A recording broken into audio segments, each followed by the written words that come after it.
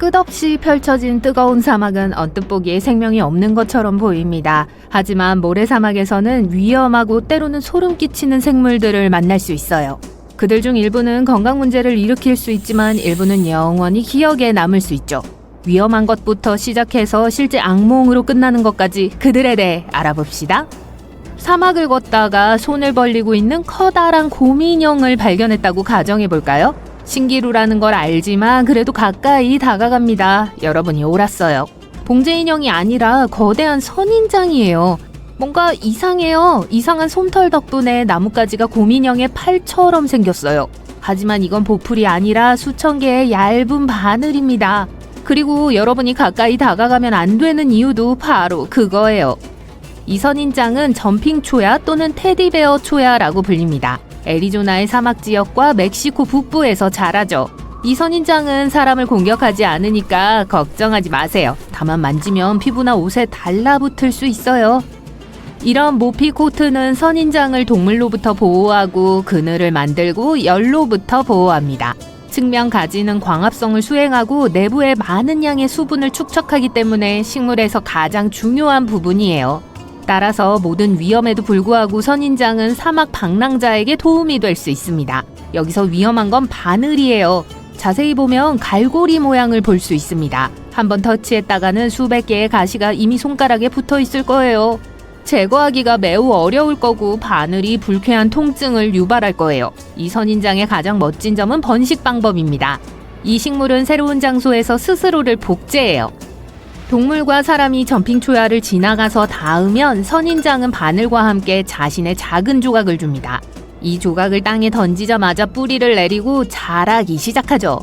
위험의 정도가 높아지고 있습니다. 사막의 다음 괴물이 우리를 향해 달려오고 있어요. 바로 타조입니다.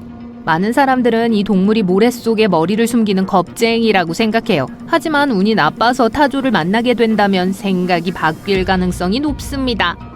일반적으로 타조는 공격적이지 않지만 둥지에 가까이 다가갔다면 도망쳐야 해요. 하지만 그럴 수 없을걸요? 타조는 시속 70km로 움직이거든요. 타조로부터 도망치려면 차가 필요합니다. 타조는 달려가서 가슴으로 적을 공격합니다.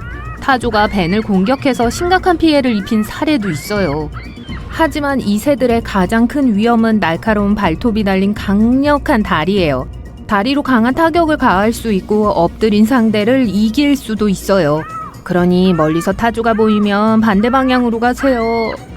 이 작은 점박이 도마뱀은 미국 남서부와 멕시코 북서부의 건조한 사막에서 거의 항상 지하에 서식합니다. 가끔 점심을 먹기 위해 밖으로 나오기도 해요. 귀엽게만 보이지만 사실 위험한 길라 몬스터예요. 두꺼운 피부는 매, 코요테 및 기타 포식자로부터 스스로를 보호합니다. 하지만 이 도마뱀의 주된 방어력은 독이죠. 뱀과 거미는 긴 바늘 모양의 송곳니로 독을 주입합니다. 길라 몬스터는 먹이를 꽉 물고 씹어 독을 퍼뜨려요. 그리고 사람을 물면 오랫동안 입을 다물고 있을 수 있습니다. 이 동물을 제거하는 건 까다로운 일이에요. 독의 효과를 경험한 사람들은 마치 뜨거운 마그마가 정맥을 통과하는 것처럼 느껴진다고 말합니다. 그럼에도 불구하고 이 도마뱀은 과학에 유용한 것으로 밝혀졌어요. 의사들은 독을 사용해서 당뇨병과 비만에 대한 약을 만들었습니다. 때가 왔어요. 이제 사막에 사는 가장 소름 끼치는 생명체 중 하나를 만나게 될 거예요. 조용히 침묵에 귀를 기울이세요. 가만히 서세요. 주변에 아무도 없습니다. 갑자기 아래에서 쉿 하는 소리가 들려옵니다. 고개를 숙여보세요. 강한 턱과 긴 다리를 가진 사람 손바닥만한 커다란 노란 거미가 몸의 그림자 속에 숨어 있습니다. 공포에 질린 여러분은 이 괴물로부터 도망치지만 괴물은 여러분을 쫓아와요. 이 상황에서는 쉽지 않겠지만 진정하려고 노력하세요. 괴물은 여러분에게 관심이 없습니다. 뜨거운 태양으로부터 숨기 위해 여러분의 그림자를 원할 뿐이죠. 어쨌든 만지지 않는 게 좋습니다. 낙타거미의 강력한 턱은 가볍게 말하자면 불쾌한 감각을 유발할 수 있어요. 그건 그렇고 이 생물은 실제로 거미가 아니에요. 네, 거미류에 속하지만 별도의 종인 솔푸기드입니다. 이들은 무는 걸 좋아합니다. 겁이 없고 꽤 공격적이죠. 곤충, 도마뱀, 설치류, 작은 새를 잡아먹습니다. 또한 시속 16km로 움직일 수 있어요. 작은 크기에 비해 매우 빠른 속도죠. 이들로부터 도망치려면 프로 운동선수가 돼야 해요. 이 낙타거미들은 대부분 중동의 사막에서 찾을 수 있지만 멕시코와 미국 남서부에도 서식합니다. 이 달리기 선수들은 야행성이고 낮에는 태양을 피하려고 노력하기 때문에 항상 그림자를 사냥해요.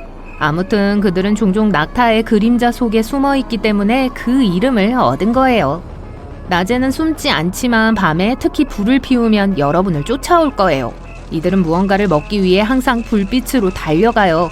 이 거미의 일부 종은 적을 쫓아내기 위해 쉿쉿 소리를 내기도 합니다. 이제 잠시 진정하고 뜨거운 사막을 떠나볼게요. 우리는 탄자니아의 습한 열대지방으로 가고 있어요. 나무 껍질과 낙엽 아래 이 어두운 동굴에서 지구상에서 가장 무서운 생물 중 하나인 꼬리 없는 채찍정갈을 만날 수 있습니다. 꼬리가 없고 납작한 몸통에 무언가에 눌린 것처럼 보이는 커다란 정갈을 상상해보세요. 거미와 비슷하지만 독샘이 없고 거미줄을 돌릴 수 없습니다. 이 괴물은 조용하고 빨라요. 하지만 가장 무서운 건 몸보다 2배나 긴 2개의 앞발톱입니다. 한번 잡힌 먹잇감은 절대 도망치지 못해요. 어두운 동굴에서의 생활로 시력이 나빠진 채찍정갈은 햇빛을 피하려고 노력합니다. 탈피하는 동안 천장으로 올라가서 천천히 오래된 피부에서 빠져나와요. 손전등을 비추면 지나치게 긴 다리를 가진 창백한 거미가 기어다니는 작은 고치가 보인다고 상상해보세요. 실제로 만나면 침착하게 가능한 한 천천히 멀리 떨어지세요. 조심하세요. 납작한 정갈은 순식간에 옷 밑으로 기어들어가 배를 물 수 있습니다. 그리고 그게 최악은 아니에요. 자, 이건 농담이에요. 이 예쁜 녀석은 거미와 정갈 중에서 가장 겁이 없고 무해한 생물 중 하나입니다. 정갈은 사람을 두려워하고 절대 공격하지 않아요. 많은 사람들이 아름답다고 생각하고 채찍정갈을 유리 테라리움에 보관합니다. 그런 다음 애완동물을 원한다면 집에서 도망치지 않도록 조심스럽게 지켜보세요. 그런 일이 발생하면 다시 잡기가 매우 어려울 거예요. 순식간에 침대 밑으로 들어가거나 바닥의 틈새로 들어갈 수 있습니다. 그런 다음 환기 시스템을 통해 이웃집으로 가서 그곳 사람들을 놀라게 할 수 있죠. 좋아요. 전갈이 하나 더 있네요. 이 영상에 나오는 다른 생물만큼 소름 끼치지는 않지만 미국에서 가장 독이 강한 정갈이에요. 애리조나 껍질 정갈입니다. 문제는 사막, 집 또는 마당에서 이 정갈을 볼 수 있다는 거예요. 이 위험한 독이 있는 정갈은 방으로 기어들어와 종종 사람을 찌릅니다. 한 번만 쏘여도 벌에 쏘인 것과 비슷한 통증을 유발할 수 있어요. 알레르기가 있는 사람은 마비, 호흡 문제 및 기타 건강 문제를 경험할 수 있습니다. 바닥에 누워있는데 김이 모락모락 나는 이상한 회색 덩어리가 보이시나요? 뭘 기다리세요? 최대한 빨리 뛰세요. 언제든 얼굴로 튀어나와 끔찍한 결과를 초래할 수 있습니다. 눈앞에서 재앙이 펼쳐지고 있습니다. 처음에는 땅이 떨리기 시작합니다. 깊고 우렁찬 소리가 계곡에 울려 퍼집니다. 그런 다음 펑! 화산이 폭발해서 빛나는 바위를 하늘 높이 던졌습니다. 그 중에는 지구에 불타는 심연에서 갓 녹아내린 용암 덩어리도 있었어요. 하늘로 솟아오르면서 덩어리가 변하기 시작합니다. 차가운 공기가 빙하를 감싸서 겉은 단단하게 굳고 내부는 뜨겁고 끈적끈적한 상태로 유지됩니다. 어떤 것은 내부에 기포가 갇혀있고 어떤 건 단단한 암석 코어를 가지고 있고 어떤 것은 길고 꼬불꼬불한 리본 모양으로 늘어져 있습니다. 가장 큰 비행 물방울은 작은 자동차만큼 크기도 합니다. 10초 동안 용암 덩어리가 날아다니며 뒤틀리고 굴러 떨어집니다. 아래에서 사람들은 위험의 정도를 깨닫고 흩어지기 시작합니다. 불덩어리는 수킬로미터, 정확하게는 9.66km까지 날아갈 수 있기 때문에 소용이 없습니다. 그리고 그 순간이 다가옵니다. 용암 덩어리가 땅에 부딪혀요. 작은 용암 덩어리 중 일부는 완전히 식어 쿵소리와 함께 땅에 떨어집니다. 하지만 이 용암 덩어리는 블롭이라는 결정체 안에서 여전히 불타오르고 있습니다. 용암이 땅에 부딪히면서 단단한 껍질에 금이 가고 녹은 용암이 흘러나와 지글지글 김을 내며 거대한 불 팬케이크처럼 퍼져나갑니다. 화산 폭발은 지나갔지만 위험은 여전히 남아 있습니다. 용암 폭탄은 매혹적이지만 화산의 가장 위험한 속임수 중 하나입니다. 가장 큰 분출구의 내부는 여전히 뜨겁게 타오르며 에너지로 가득 차 있습니다. 단순히 따뜻하기만 한 것이 아니라 내부 온도가 수백 도에 이릅니다. 이 불타는 발사체 중 하나가 사람을 치면 순식간에 산산조각이 날 수 있습니다. 더 심각한 문제는 용암폭탄이 폭발하거나 2차 폭발을 일으킬 수 있다는 점입니다. 용암폭탄 내부에 수증기, CO2 또는 유황가스와 같은 화산가스가 있는 경우 급격한 냉각으로 인해 갇혀 있을 수 있습니다. 압력이 높아지면 폭탄이 터질 수 있어요. 또는 뜨거운 용암폭탄이 물이나 얼음에 떨어지면 갑작스러운 온도 변화로 인해 증기폭발이 발생해서 파편이 날아갈 수 있습니다. 용암덩어리는 분출 당시 마그마의 유동성에 따라 다양한 모양을 띠게 됩니다. 또한 용암이 공중을 이동하는 방식과 착지하는 방식에 따라 용암덩어리의 형태도 달라집니다. 리본 블롭은 매우 유동적인 마그마가 길고 신축성 있는 덩어리로 분출될 때 형성됩니다. 이것이 공중에서 부서지면서 얇은 리본 모양의 파편이 만들어지고 그 파편은 그대로 땅에 떨어집니다. 이러한 블롭은 종종 세로로 홈이 있는 질감이고 내부에 작은 공기 주머니가 있어요. 구형 블롭도 매우 유동적인 마그마에서 발생해요. 하지만 리본을 형성하는 대신 표면 장력에 의해 모양이 만들어지며 냉각되면서 거의 완벽한 구 모양으로 당겨집니다. 스핀들 또는 아몬드 모양의 용암 덩어리는 처음에 구형 용암 덩어리와 비슷하게 시작돼요. 하지만 공중에서 회전하면서 축구공처럼 길쭉한 모양으로 늘어납니다. 보통 한쪽이 다른 쪽보다 매끄럽게 마무리되어 용암이 떨어질 때 어떻게 움직였는지를 보여줘요. 카우파이 블롭은 이름이 재밌죠? 용암이 땅이 닿기 전에 식지 않을 때 형성돼요. 용암은 공중에서 굳는 대신 녹은 채로 땅에 떨어지고 충격으로 납작해지면서 소고기 패티처럼 불규칙하고 둥근 모양으로 퍼져요. 또한 용암폭탄의 외층이 비행 중에 굳어지고 내부는 여전히 뜨거울 때 발생하는 빵 껍질 모양의 블롭도 있어요. 내부가 팽창하면서 굳은 껍질에 금이 가면서 빵 껍질과 비슷한 질감이 생겨요.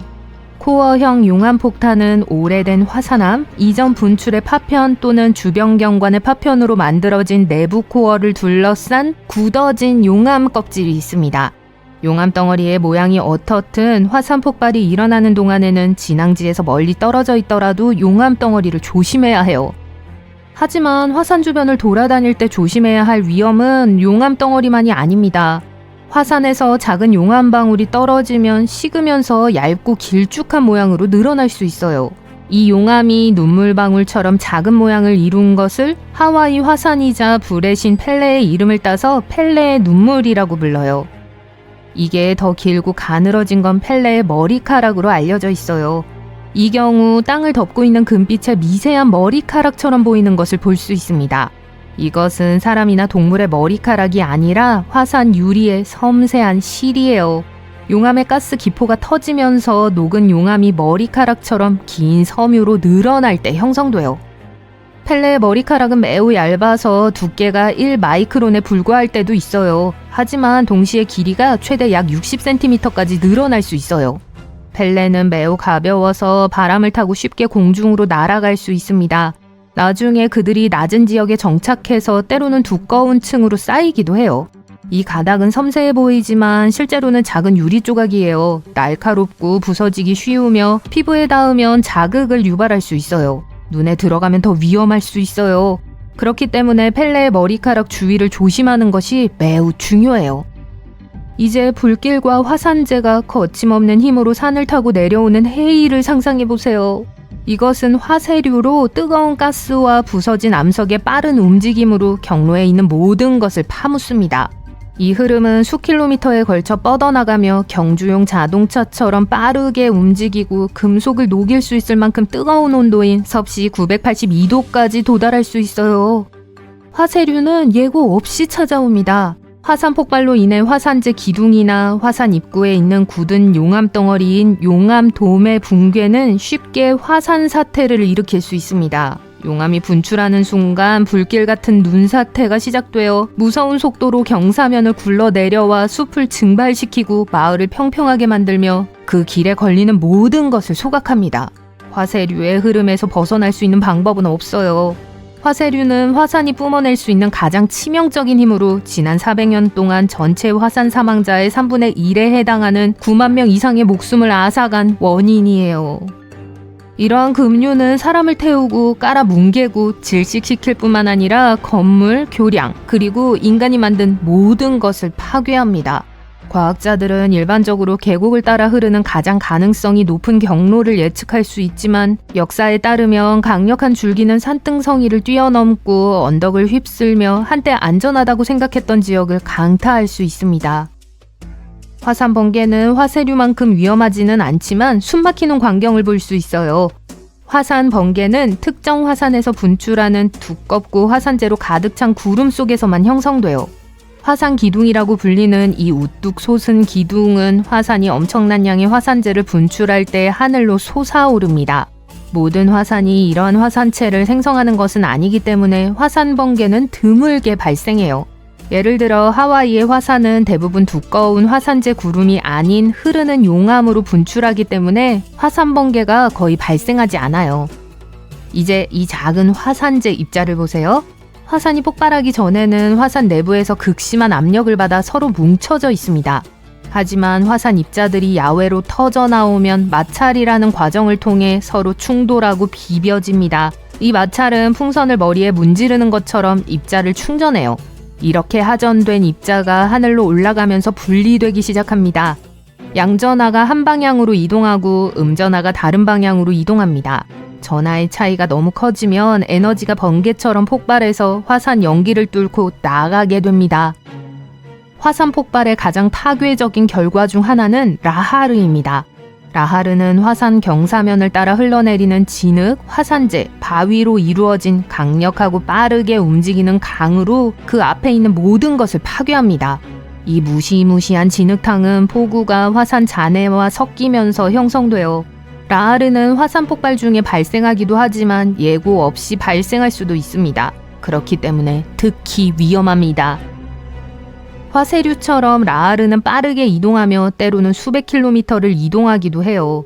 라하르는 마을 전체를 파묻고 다리를 휩쓸고 도로를 쓸어버리고 진흙과 암석의 깊은 층을 남길 수 있어요. 가장 파괴적인 라하르 재해 중 하나는 1985년 콜롬비아에서 발생한 네바도 델 루이즈 화산이 진흙탕을 일으키며 아르메로 마을을 매몰시켜 2만 3천 명이 넘는 사람들의 목숨을 앗아간 사건이에요. 1990년대에는 스프리에르 힐스 화산의 용암류와 화세류가 수도 플리머스를 휩쓸어 5억 달러의 피해를 입힌 비극적인 사건이 또 발생했습니다. 영국의 한 남성이 새 집으로 이사할 때 소파를 구입했는데요. 그 가구가 자신의 건강과 생명을 위협할 수 있다는 사실은 알지 못했습니다. 어떻게 이런 일이 일어날 수 있을까요? 구입 이틀 후 앤드류 울프는 온몸에서 붉은 자국을 발견했어요. 휴식을 취하기 위해 새 소파에 누울 때마다 그의 상태는 악화되었습니다. 새 소파에 벼룩이나 빈대가 있다는 사실을 깨닫는 데는 그리 오랜 시간이 걸리지 않았습니다.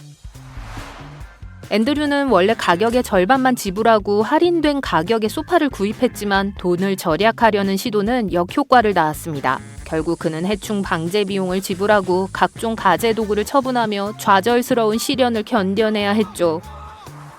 소파를 판매한 업체는 환불에 동의했지만 소파가 반품된 제품이고 이전에 다른 집에 있었다는 사실을 알고 있었다는 이유로 보상 요청을 거부했습니다. 소파에 누워있다가 이상한 따끔거림을 느낀 적이 있다면 불청객인 해충과 공간을 공유하고 있는 것일 수 있어요. 때로는 해충을 발견하는 것이 불가능할 수도 있는데요. 슬픈 소식은 해충이 번식 전문가라는 사실이에요. 왜 하필이면 소파에서 번식하는 걸까요? 간단히 말해 소파는 해충에게 아늑한 안식처입니다. 소파에서 감자칩이나 팝콘 같은 간식을 즐겨 먹는다면 솔직히 말해서 그렇지 않은 사람이 있을까요? 이들을 위한 끝없는 뷔페를 만드는 것이기도 하죠. 때로는 소파에서 쿠션을 제거하고 틈새를 모두 진공청소기로 청소하면 문제가 해결될 수 있어요. 하지만 매우 더러운 오래된 소파라면 진공청소기로 청소하는 것만으로는 해결되지 않을 수 있습니다. 빈대는 주로 밤에 활동하기 때문에 자고 있을 때 공격할 수 있어요. 빈대는 배가 부를 때까지 최대 10분 동안 먹이를 먹습니다. 물린 자국은 사람마다 다르게 나타나고 반응도 심할 수 있어요. 이 작지만 사나운 동물은 몇 달 동안 먹이 없이도 생존할 수 있다는 사실을 기억하셔야 해요. 따라서 가구를 한동안 차고에 보관할 계획이라면 소파를 깨끗이 청소하고 진공청소기를 돌린 다음 지퍼덮개로 밀봉하세요. 빈대가 아직 숨어 있더라도 먹이가 없으면 결국 번식할 수도 없게 돼요. 벼룩은 주로 집 벽의 틈새에서 함께 시간을 보내요. 이 작은 녀석들이 공룡을 기억한다는 사실 알고 계셨나요? 공룡은 최소 1억 6,500만 년 동안 존재했습니다. 공룡의 두꺼운 피부를 뚫고 들어가려면 몸집도 더 커야 했고 입부분도 훨씬 더 커야 했습니다. 물때는 주로 다리와 발목을 공격해요. 그러면 그 자국이 일주일 내내 아프고 가렵게 남을 수 있어요. 틈새에서 틈새로 뛰어다니는 모습을 볼 수는 없지만 소파 다리 주변과 소파 밑에서 배설물을 발견할 수 있습니다. 배설물이 보이면 며칠 동안 소금으로 치료하거나 전문가에게 연락하세요. 바퀴벌레는 부엌에서 사는 것을 선호하지만 거실에 무료 매점을 열었다는 사실을 알게 되면 예외를 인정합니다.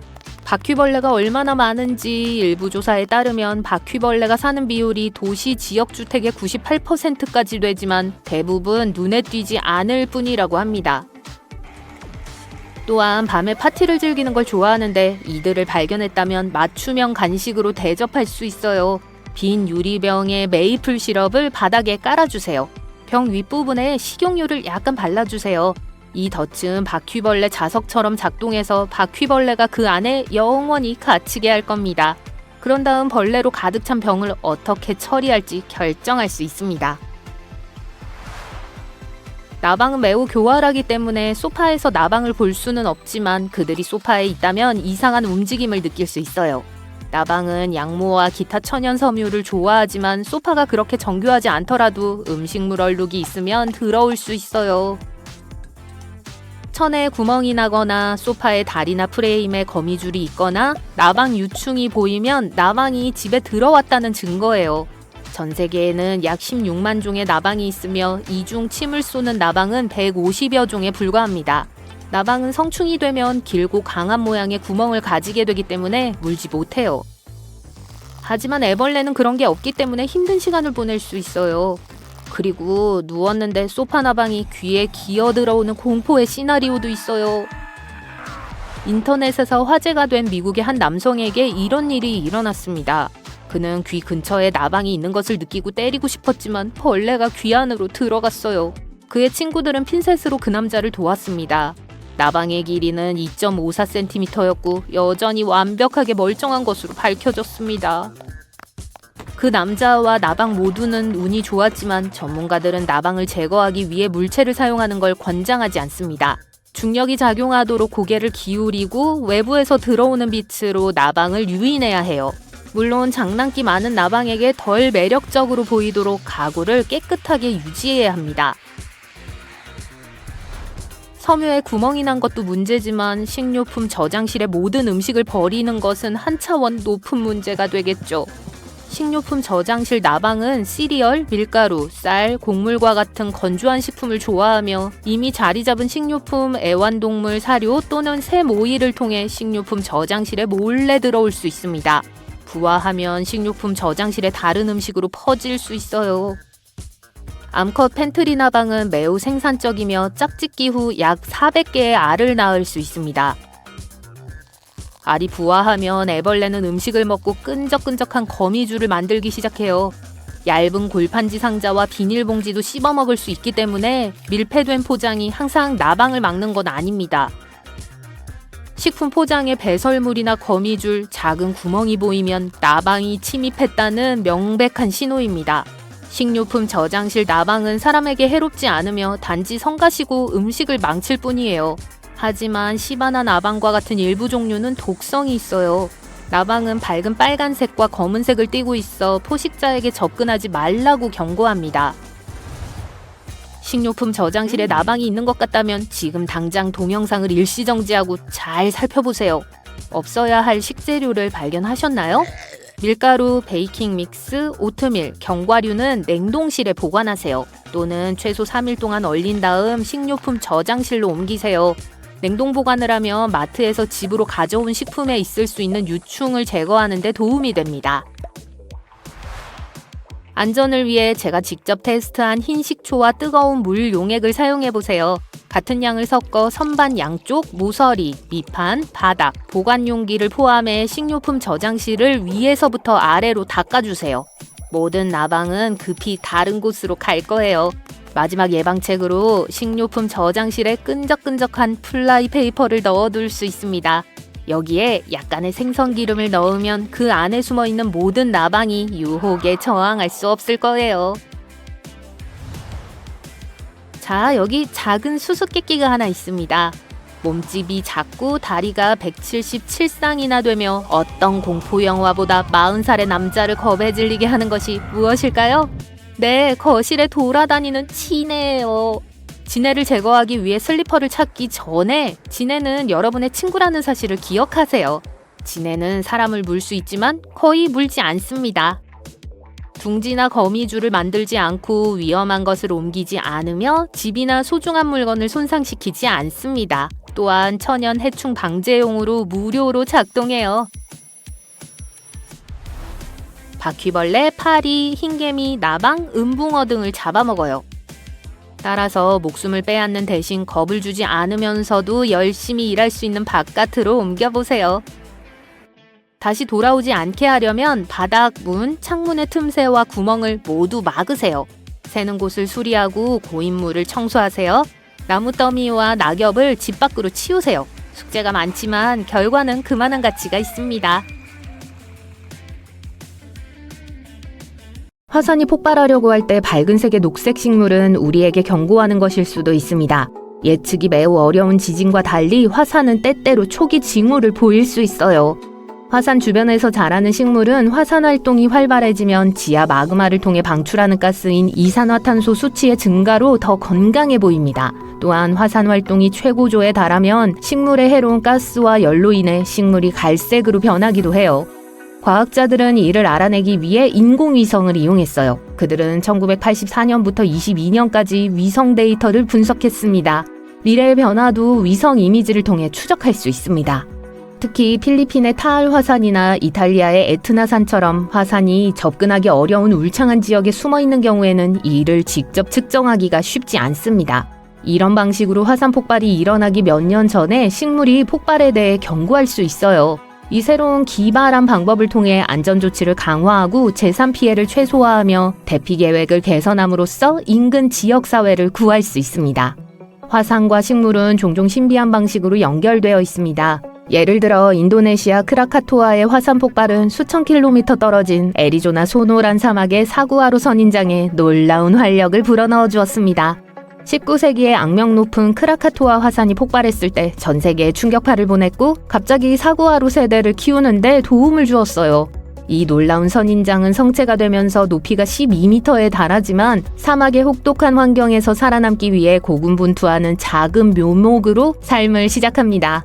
하지만 크라카토아 화산 폭발로 인한 서늘하고 습한 환경 덕분에 사구아로들은 믿을 수 없을 정도로 빠르게 성장할 수 있습니다. 화산 폭발 후에 서늘한 여름과 온화한 겨울은 보통 극심한 더위와 추위로 인해 생존하지 못하는 어린 사구아로에게 완벽한 조건을 만들어줍니다. 하지만 화산은 식물에만 영향을 미치는 것이 아니라 지구의 보석 제작자이기도 해요.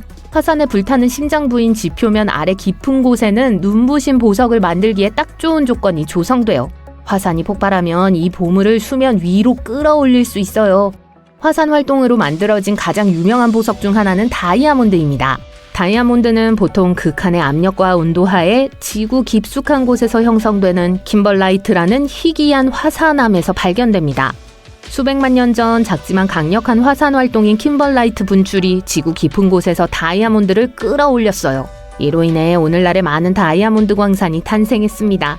이 분화는 아무 곳에서나 일어난 것이 아니라 대륙의 안정된 중심부인 크레이튼에서 시작되었어요. 화산은 지하 121km 깊숙한 곳에서 폭발했습니다. 이산화탄소와 물의 혼합물로 연료를 공급받은 화산은 마치 천연 로켓처럼 지구를 뚫고 다이아몬드가 가득한 암석으로 가득 찬 당근 모양의 수로를 형성했어요. 최근 과학자들은 이러한 폭발이 일어나는 이유를 탐구했어요. 그들은 판게아와 같은 고대 초대륙의 분열이 멘틀의 흐름을 방해하여 이러한 화려한 킴벌라이트 분출을 촉발했다고 제안했습니다. 킴벌라이트를 품고 있는 화산이 폭발하면 이 보석을 지표면으로 밀어 올려 결국 우리가 발견하게 되죠. 굳어진 용암에서 찾을 수 있는 다른 보석도 있습니다. 상부 멘틀의 녹은 암석에서 형성되어 화산 활동에 의해 지표로 올라오는 밝은 녹색 돌인 페리도트가 있어요.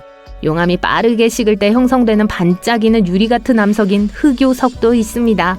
그리고 용암 속에서도 안에 물을 담고 있는 기이한 암석도 있어요. 화산에 더 깊이 잠수할수록 더 희귀한 보석을 발견할 수 있어요. 멘틀이라고 알려진 두꺼운 층으로 잠수하면 이 층의 약 절반을 구성하는 탄력 있고 예쁜 녹색 광물인 감람석을 발견할 수 있어요. 감람석은 고온을 좋아하고 용암에서 잘 형성되며 화산 폭발로 인해 지구 표면에 흩어져 있는 화성암으로 결정화됩니다. 감람석은 식으면서 결정화되기 시작해요. 이 결정은 때로는 아주 작지만 때로는 크게 자라서 보석이나 금속 주조와 같은 산업 공정에 사용되는 아름다운 보석으로 연마될 수 있습니다.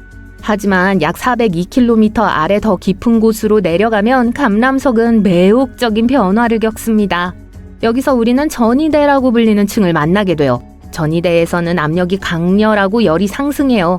이곳에서 감람석은 와슬리라이트와 링우드라이트 같은 이국적인 광물로 변해요. 감람석은 아름다운 청록색의 광택이 납니다. 보석으로 사용하기에는 너무 희귀하고 작지만 물방울이 아닌 수소와 산소 성분으로 부피의 최대 3%를 차지하는 물을 구조 내에 보유하는 독특한 능력을 가지고 있어요. 나중에 전이지대는 단순히 광물을 저장하는 압력솥이 아니라 거대한 지하수 저장고를 품고 있는 거대한 스펀지라는 것이 밝혀졌습니다. 이것은 획기적인 발견이에요. 이 숨겨진 물은 우리가 알고 있는 것처럼 바다를 형성하는 것이 아니라 지구 깊은 곳에 엄청난 양의 물이 저장되어 있음을 시사하죠. 화산은 지구뿐만 아니라 다른 행성의 생명체에 대해서도 더 많은 것을 배울 수 있도록 도와줘요.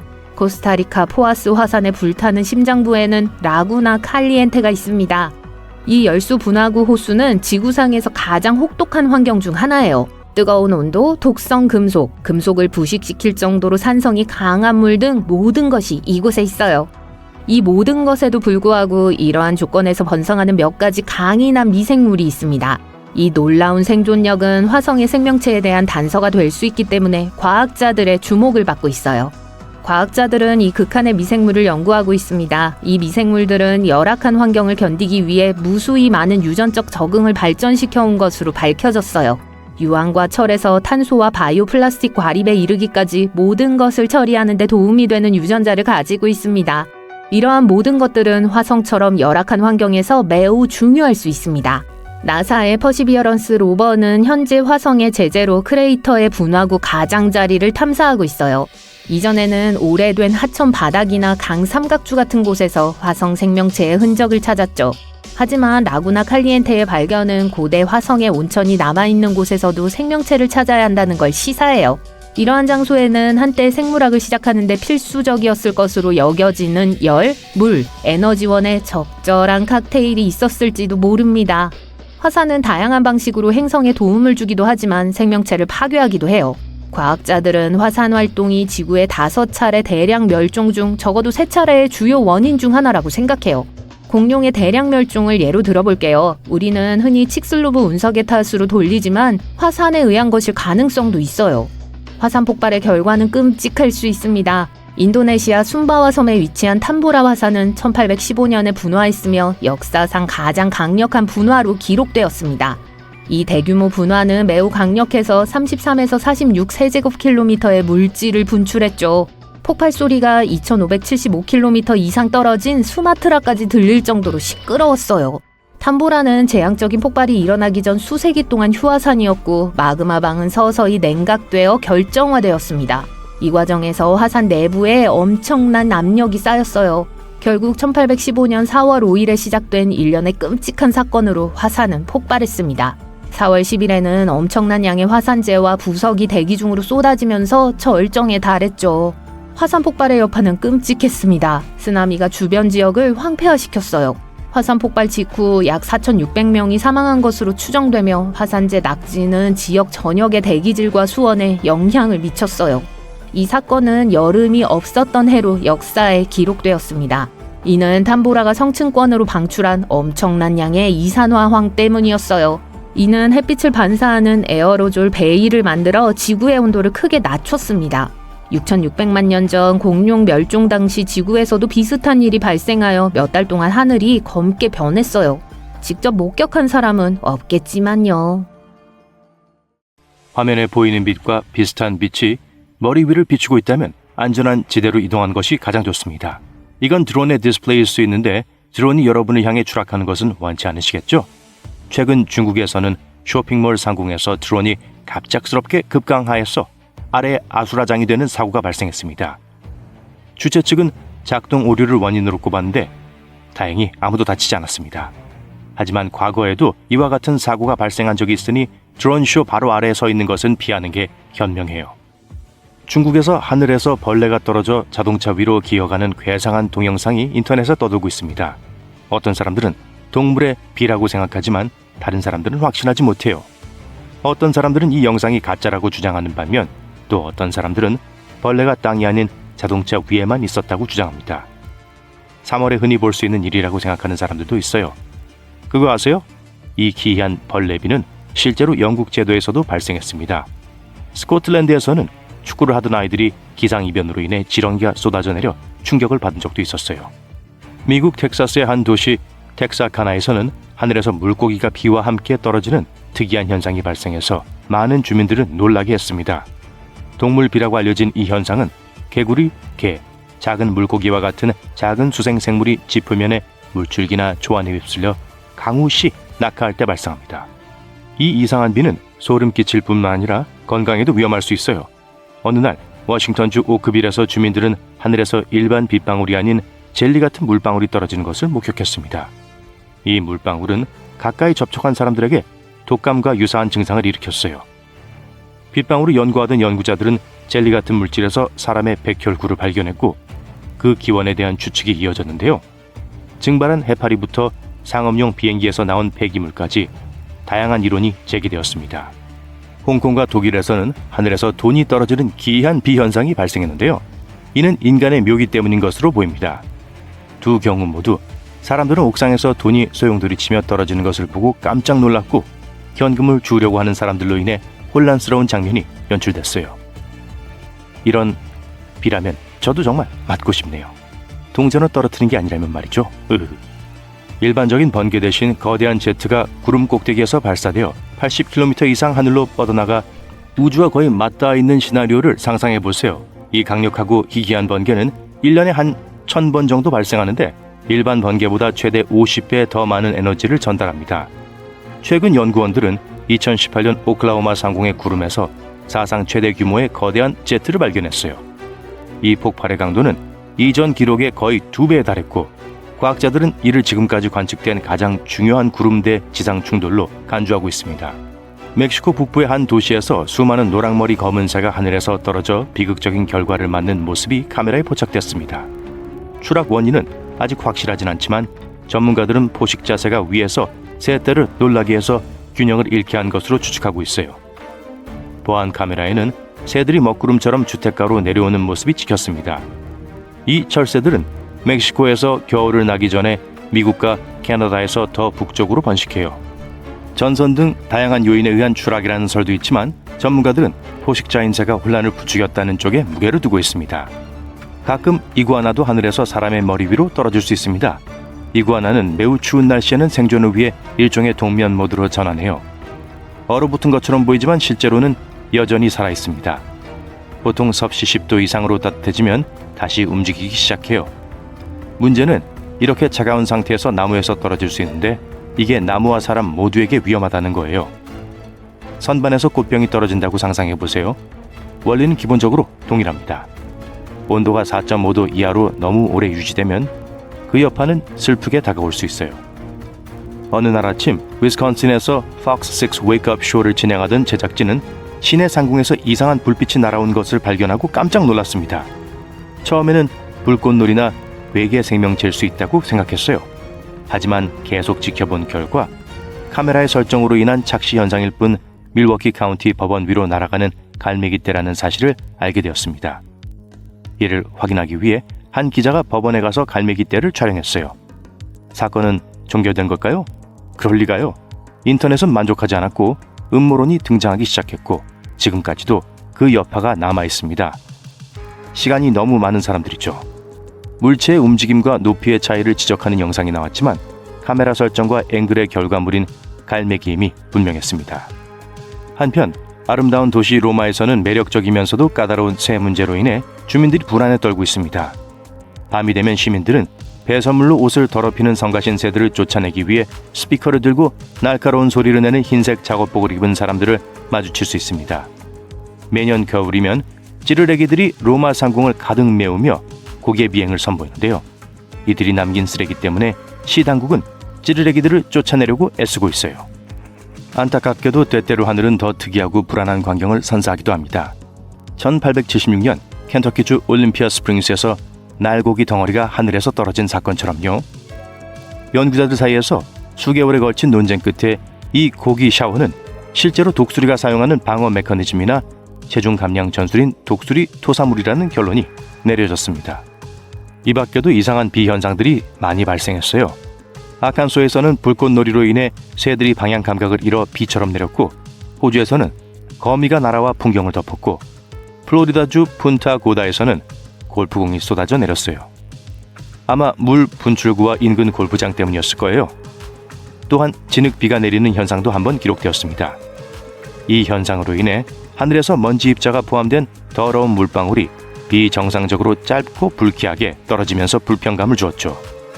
캘리포니아 토렌스의 한 주택 소유주는 수백 마리의 새가 굴뚝을 통해 집에 침입해 공포 영화에서나 나올 법한 혼란에 빠졌습니다. 새들을 모두 없애는데 3일이 걸렸고 집안은 말할 수 없이 엄청난 난장판이 됐어요. 몬테시토에서도 비슷한 사건이 발생했지만 다행히 철제 창살 덕분에 1000마리의 새가 집안을 혼란에 빠뜨리는 것을 막을 수 있었습니다. 전문가들은 비슷한 침입을 막기 위해 굴뚝에 새가 들어오지 못하도록 안전한 방충망을 설치할 것을 권장하고 있어요. 보라색과 초록색이 하늘을 밝히는 장관을 목격할 준비를 하세요. 일반적인 오로라가 아니라 스티브로 알려진 오로라 말이에요. 아마추어 전체 관측가들이 발견한 스티브는 오로라에 대응하는 신비로운 천체입니다. 강한 열 방출 속도 강화의 줄임말인 스티브는 2018년 캐나다의 아마추어 오로라 체이서 그룹에 의해 처음 기록됐고, 이들은 이 발견을 나사 연구자들과 공유했습니다.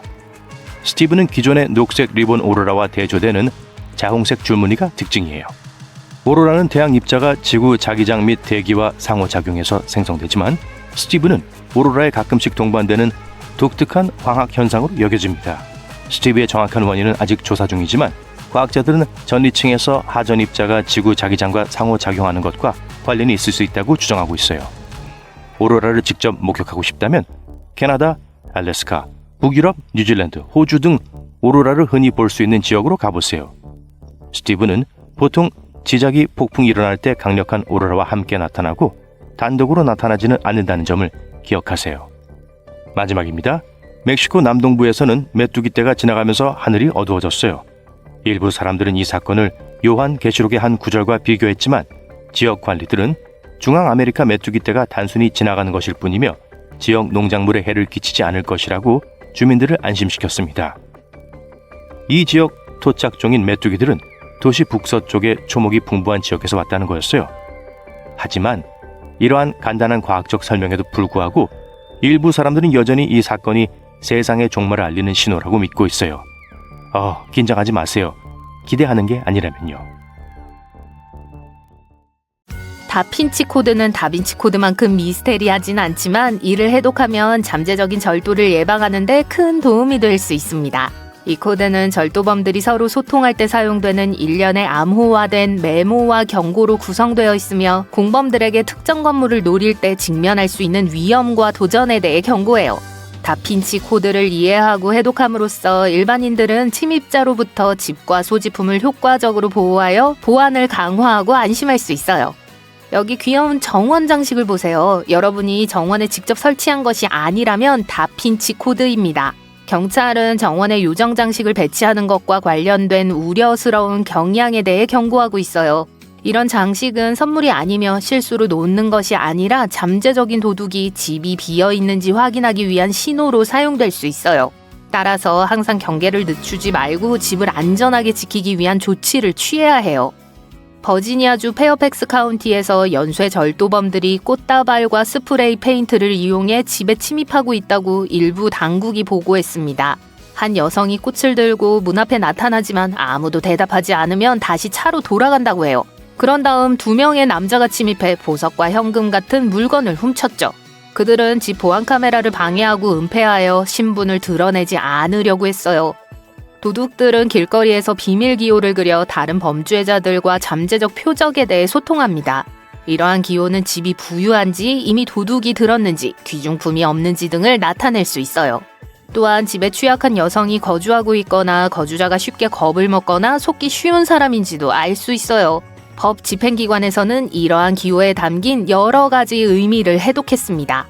예를 들어 X는 집이 좋은 표적임을 의미하며 원 안에 있는 X는 내부에 훔칠 만한 물건이 없음을 나타냅니다.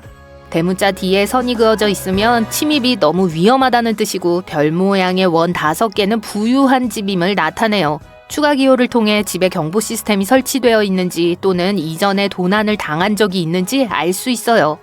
이러한 징후만 주의 깊게 살펴봐야 하는 건 아니에요. 낯선 방문자가 문을 두드릴 때 낯설거나 의심스러워 보일 수 있으니까 주의하세요. 적절한 신분증이나 정당한 방문 이유를 제시하지 못한다면 경계하는 것이 가장 좋아요. 공공서비스 회사에서 왔다고 주장하지만 정당한 신분증을 제시하지 못하는 사람은 주의하세요. 집에 접근하려는 불순한 동기가 있을 수 있습니다. 특히 거주지 주변을 배회하는 사람에 대해서는 경계를 늦추지 말고 주변을 잘 살피는 것이 중요해요.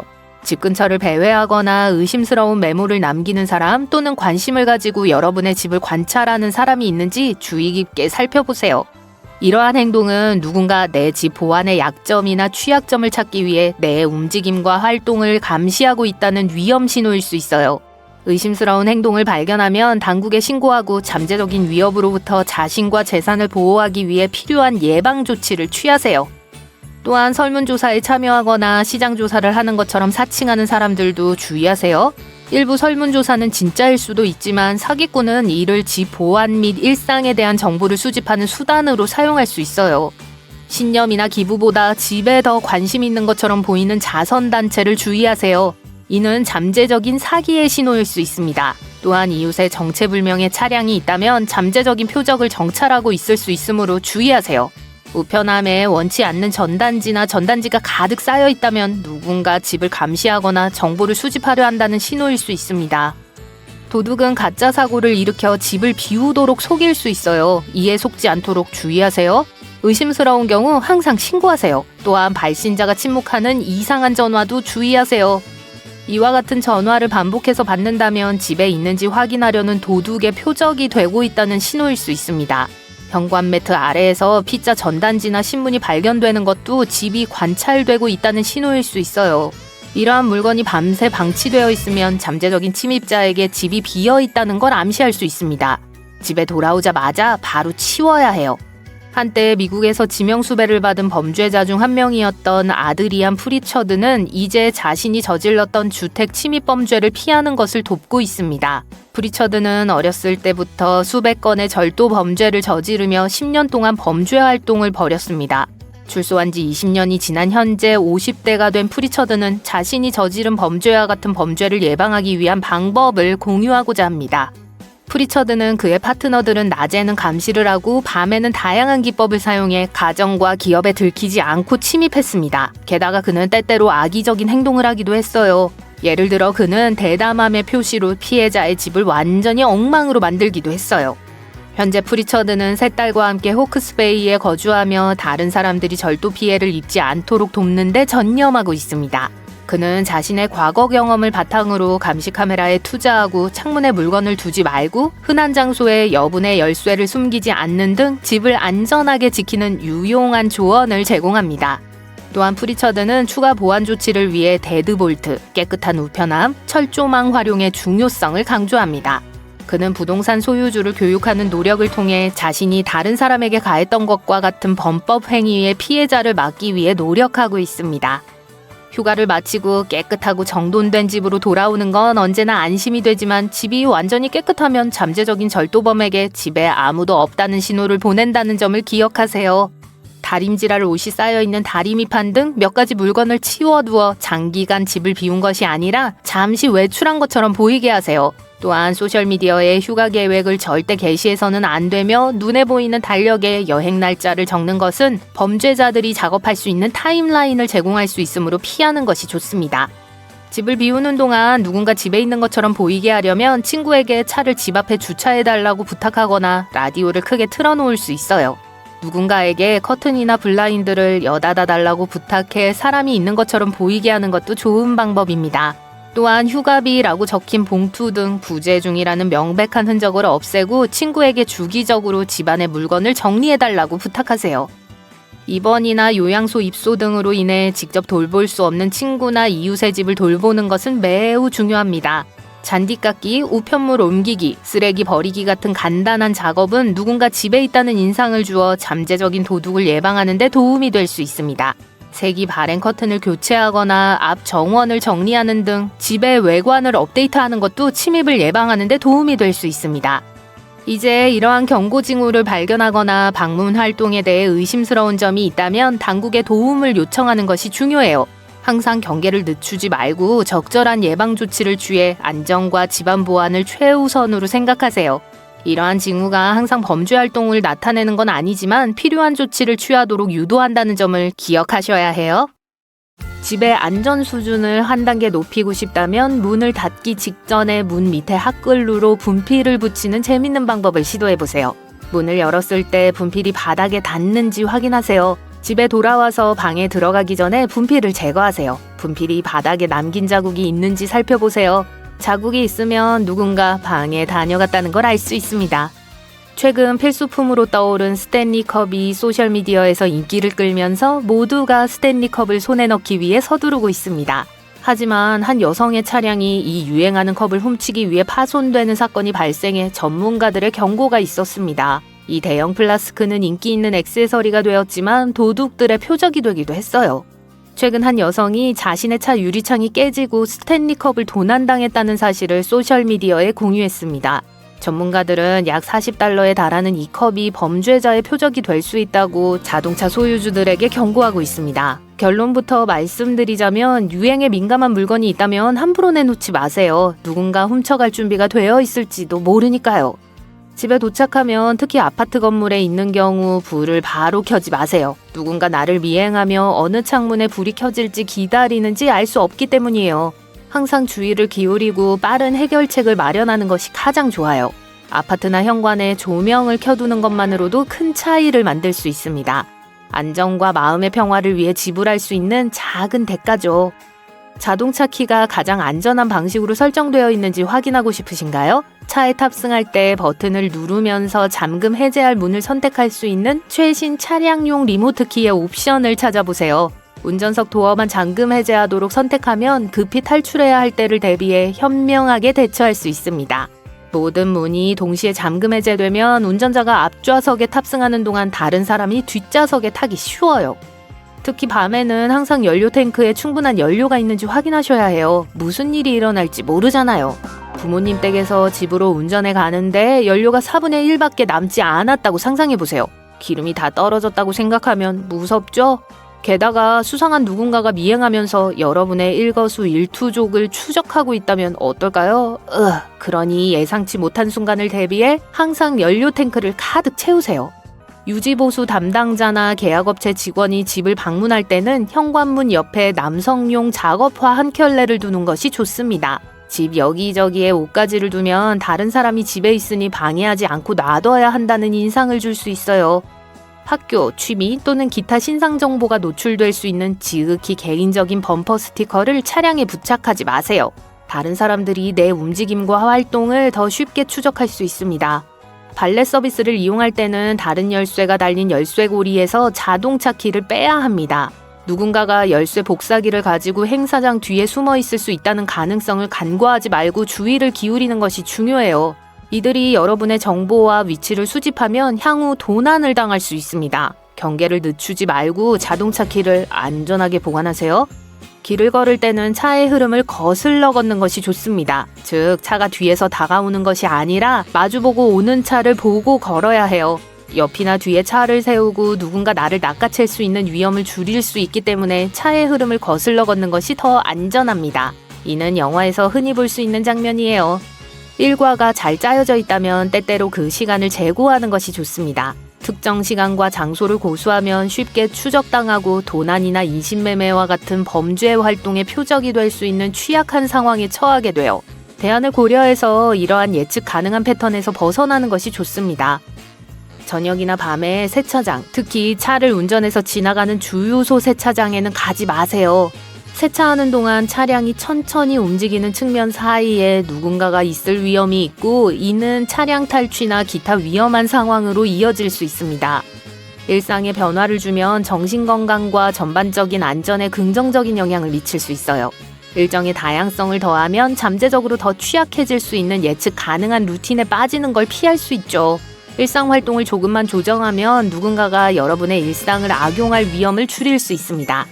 일정의 다양성을 부여하는 방법에는 여러 가지가 있습니다. 예를 들어 출퇴근 경로나 출퇴근 시간을 변경할 수 있어요. 쇼핑을 위해 여러 상점을 방문해 볼 수도 있습니다. 새로운 레스토랑, 카페, 바를 방문하는 것은 언제나 즐거운 일인데다 선호하는 레스토랑을 변경함으로써 예측 가능한 패턴에서 벗어날 수 있습니다. 크고 작은 아파트 단지에서 여성 혼자 거주하는 경우 여성스럽거나 귀여운 모양의 현관 매트를 문 밖에 두는 것은 바람직하지 않을 수 있어요. 납치 등의 범죄에 연루된 사람들에게 아파트에 여성이 거주하고 있다는 사실을 알리는 게 될 수 있으니까요.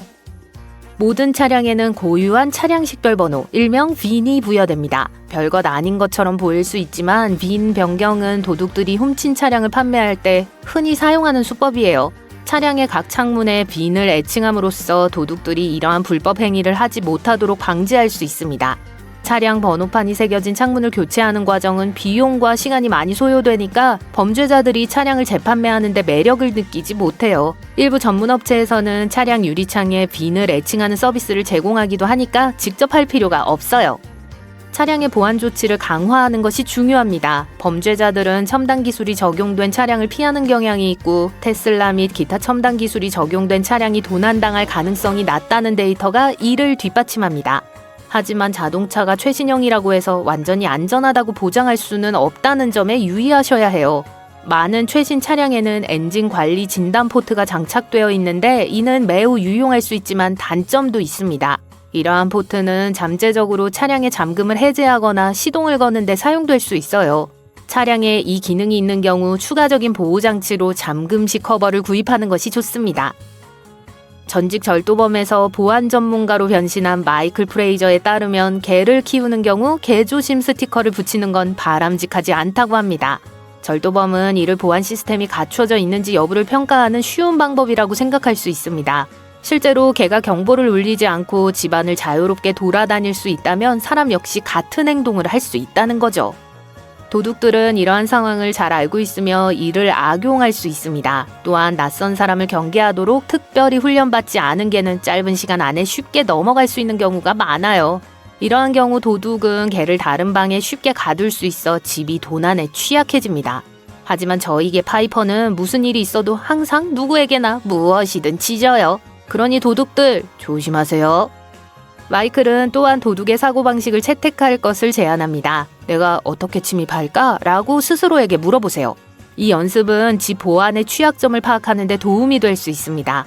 집 주변을 돌아다니며 쉽게 접근할 수 있는 창문 등 침입하기 쉬운 지점을 찾아보세요. 또한 노트북과 같은 귀중품을 길거리에서 볼 수 있도록 진열하는 것도 주의하세요. 그리고 TV나 컴퓨터와 같은 새 전자제품의 빈 상자를 버릴 때는 쓰레기통 근처에 두지 마세요. 이는 잠재적인 도둑에게 값비싼 물건이 들어있다는 신호를 줄 수 있습니다. 대신 상자를 분해해서 재활용할 수 있도록 보관하세요.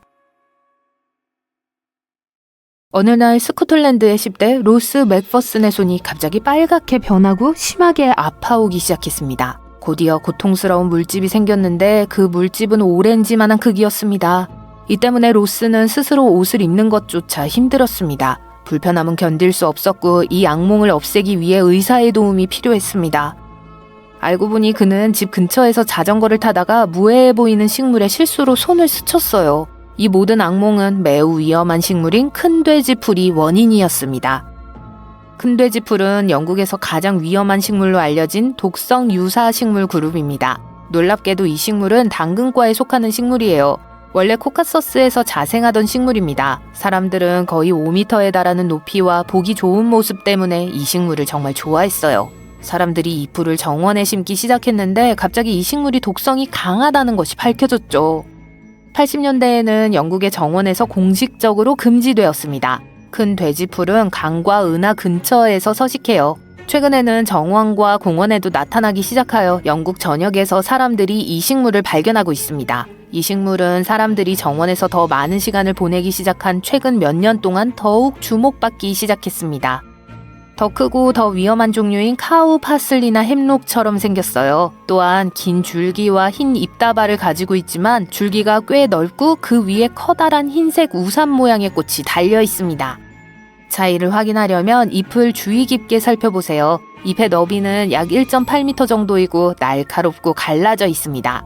줄기는 두껍고 거칠고 뻣뻣한 흰색 털과 속이 빈 윤기가 있어요. 줄기의 햄록처럼 보라색 얼룩이 보일 수도 있지만 이 식물은 키가 훨씬 크고 고사리 잎이 더 적습니다.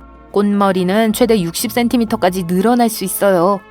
이 식물의 수액은 정말 해로울 수 있습니다. 여기에는 프로쿠마린이라는 화학물질이 포함되어 있어 피부를 햇빛에 매우 민감하게 만들 수 있습니다. 또한 감작이라는 장기적인 문제를 일으킬 수 있는데 이는 몇 년이 지난 후에도 피부가 햇빛에 심하게 반응할 수 있음을 의미해요. 따라서 햇볕에 노출되면 물집이 생기고 치유하는 데 오랜 시간이 걸리는 심한 화상을 입게 돼요. 평생 흉터가 남는 경우도 많습니다. 그리고 걱정해야 할 것은 피부 화상뿐만이 아닙니다. 수액이 눈에 들어가면 실명할 수도 있습니다. 특히 가장 활발하게 활동하는 여름철에 주의해야 합니다. 옷이나 신발을 착용해도 영향을 받을 수 있으므로 의심스러운 건 멀리하세요. 증상으로는 발진, 가려움증, 고통스러운 물집이 생길 수 있어요. 실수로 이 식물 때문에 다쳤다고 생각되면 특히 물집이 보이면 즉시 병원에 가세요. 응급처치에는 비누와 물로 해당 부위를 씻고 덮는 것이 포함돼요. 정원이나 주변에 무해하고 예쁘게 보이는 다른 독성이 강한 식물들이 숨어 있을 수 있어요. 디기탈리스의 아름다움에 속지 마세요. 디기탈리스에는 심장을 자극하는 데 사용되는 디지톡신이 함유되어 있습니다. 디기탈리스 식물의 모든 부분은 독성이 있습니다. 잎을 먹으면 복통, 메스꺼움, 구토 등을 일으킬 수 있습니다. 심각한 경우에는 시력을 망치고 심장과 신장에 문제를 일으킬 수도 있습니다. 가지과 식물은 가장 독성이 강한 식물 중 하나예요. 먹지 마세요. 열매 몇 개에도 사람에게 치명적일 수 있는 트로판 알칼로이드가 함유되어 있어요. 이 식물은 토마토과에 속하는 식물입니다. 예전만큼 흔하지는 않지만 산림지대에서 볼 수 있습니다. 토마토, 감자, 고추, 가지, 헛개나무 등 그 가족은 매우 광범위합니다. 무서운 성질에도 불구하고 우리는 이 식물에서 신경가스에 대한 해독제를 추출할 수 있습니다. 따라서 위험하지만 잠재적인 의학적 용도가 있는 독특한 특성을 지니고 있어요. 마지막으로 동미나리라고도 알려진 햄록 물방울꽃이 있습니다. 강이나 호수 주변에서 매우 흔하게 볼 수 있는 식물이에요. 이름에서 짐작할 수 있듯이 독성 식물인 햄록과 관련이 있습니다. 햄록은 그 자체로도 매우 위험한 식물이에요. 섭취하면 치명적일 수 있으며 5가지 알칼로이드 성분이 함유되어 있어 신경계에 심각한 마비를 일으킬 수 있어요. 더 심각한 건 인구 밀집 지역 주변에서 야생으로 자생하는 경우가 많다는 점이에요. 하지만 이 두 식물은 서로 다른 곳에 서식하며 독성도 다릅니다. 햄록 물방울꽃의 덩이, 뿌리, 줄기, 잎 등 모든 부위에는 오에난토독신이라는 강력한 독이 포함되어 있습니다. 이 독은 중추신경계를 표적으로 삼아 심각한 경련을 일으킬 수 있어요. 따라서 이 두 식물은 함부로 다루면 안 돼요. 이들은 비교적 독성이 약한 식물이지만 세계에서 가장 위험한 식물로 간주되는 식물도 있습니다. 수도승 투구 또는 악마의 투구라고도 알려진 투구꽃은 유럽에서 가장 독성이 강한 식물 중 하나예요. 강력한 신경독소 때문에 만지는 것만으로도 해로울 수 있습니다. 만치넬 나무는 아메리카 대륙에서 발견됩니다. 이 나무의 수액은 피부를 태울 수 있습니다. 잎과 열매는 치명적이에요. 피마자 콩은 아프리카가 원산지입니다. 이 관목의 씨앗에는 청산가리보다 6,000배 더 유독하다고 알려진 독소인 리신이 함유되어 있습니다. 하지만 이 씨앗에서 피마자유를 추출할 수 있다는 장점도 있습니다. 홍두의 씨앗은 보석에 사용되지만 아부린이라는 독소가 함유되어 있어 매우 유독해요. 따라서 이러한 액세서리를 사용할 때는 주의하셔야 해요. 협죽도는 흔히 볼 수 있는 관상용 식물이에요. 하지만 협죽도에는 독성이 있는 독소가 포함되어 있어요. 중독은 흔하지만 다행히도 협죽도는 쓴맛이 너무 강해서 대량으로 먹으려는 사람이 없기 때문에 치명적인 사례는 드뭅니다. 진피는 호주, 인도네시아, 말레이시아에서 자라는 식물이에요. 이 식물은 재밌는 이름을 가지고 있지만 따끔거리는 털이 몇 달 또는 몇 년 동안 극심한 불편함을 유발해요. 마지막으로 감자식물은 다른 식물만큼 독성이 강하지는 않지만 먹으면 해로울 수 있습니다. 감자식물의 녹색 부분에는 솔라닌과 차코닌과 같은 독소가 포함되어 있어요. 법적으로 의무사항은 아니지만 정원에서 독성식물을 제거하는 것은 매우 중요해요. 특히 독성식물이 야생으로 퍼질 수 있고 이로 인해 법에 저촉될 수 있기 때문이에요. 독성식물을 안전하게 제거할 수 있는 방법은 다음과 같습니다. 먼저 장갑과 마스크 등 보호장비를 착용합니다. 피부를 완전히 가리고 아무것도 피부에 닿지 않도록 하세요. 사용한 장비는 나중에 폐기하거나 즉시 매우 조심스럽게 세척하세요. 독성식물이 꽃을 피우지 않도록 주의하세요. 식물이 작을 때 폐기하고 흙이 젖었을 때 뽑아내세요. 큰 식물의 경우 포크로 뿌리를 풀어야 할 수도 있습니다. 넓은 면적이라면 전문가에게 맡기는 것이 가장 좋아요. 마지막으로 식물을 조심스럽게 폐기하세요. 아무 곳에나 버리면 확산되어 더 많은 문제를 일으킬 수 있으니까 주의하셔야 해요. 그리고 오랫동안 붙어있는 씨앗을 많이 생산할 수 있으므로 한동안 계속 경계하세요. 정원에서 혹시 발견하더라도 당황할 필요는 없어요. 발견하면 조심해서 조치를 취하면 됩니다. 주변에서 발견하면 전문가에게 연락해서 제거하세요. 다행히도 치명적인 경우는 매우 드물며 실수로 식물을 만지더라도 가능한 한 빨리 병원에 가면 괜찮을 거예요. 하지만 어떤 식물은 왜 그렇게 위험한 걸까요? 그것은 모두 화학과 식물이 시간이 지남에 따라 어떻게 진화해 왔는지에 관한 것입니다. 식물은 동물에게 먹히지 않도록 자신을 보호하기 위해 독소를 개발해요. 이웃식물보다 독성이 조금 더 강한 식물은 동물이 피하기 때문에 생존할 확률이 더 높아요. 흥미롭게도 대부분의 식물은 인간이 아닌 털 매머드나 오록과 같은 대형 고대 동물을 쫓아내기 위해 위험해졌습니다. 그렇기 때문에 이러한 독소는 치명적이지 않은 경우가 많아요. 이 식물을 먹은 동물들이 불쾌감을 느껴서 먹지 않게 하려는 의도였을 뿐입니다. 이제 이 큰 동물들은 멸종했고 아무도 이 식물을 건드리지 않습니다. 불행히도 그들은 여전히 편집증에 걸린 채 진화했어요. 그래서 우리가 할 수 있는 일은 가능한 한 멀리 떨어져 있는 것뿐입니다. 2014년 12월 부다페스트의 한 지역 전체가 얼음 결정으로 뒤덮였습니다. 이 지역의 나무들은 얼음으로 인한 압력을 견디지 못하고 쓰러지기 시작했어요. 얼음 안개라고 불리는 무시무시한 현상이었습니다. 해리포터 영화에서 디멘터가 그랬던 것처럼 기온이 급격히 떨어지면서 주변의 모든 것이 얼어붙는 현상인데요. 이 모든 것이 온도 플립플롭 덕분입니다. 얼음 안개는 시야를 방해할 뿐만 아니라 어둠 속에서 빛나는 유령 기둥과 후광을 만들어내기도 해요. 얼음 안개는 작은 얼음 결정으로 이루어져 있습니다.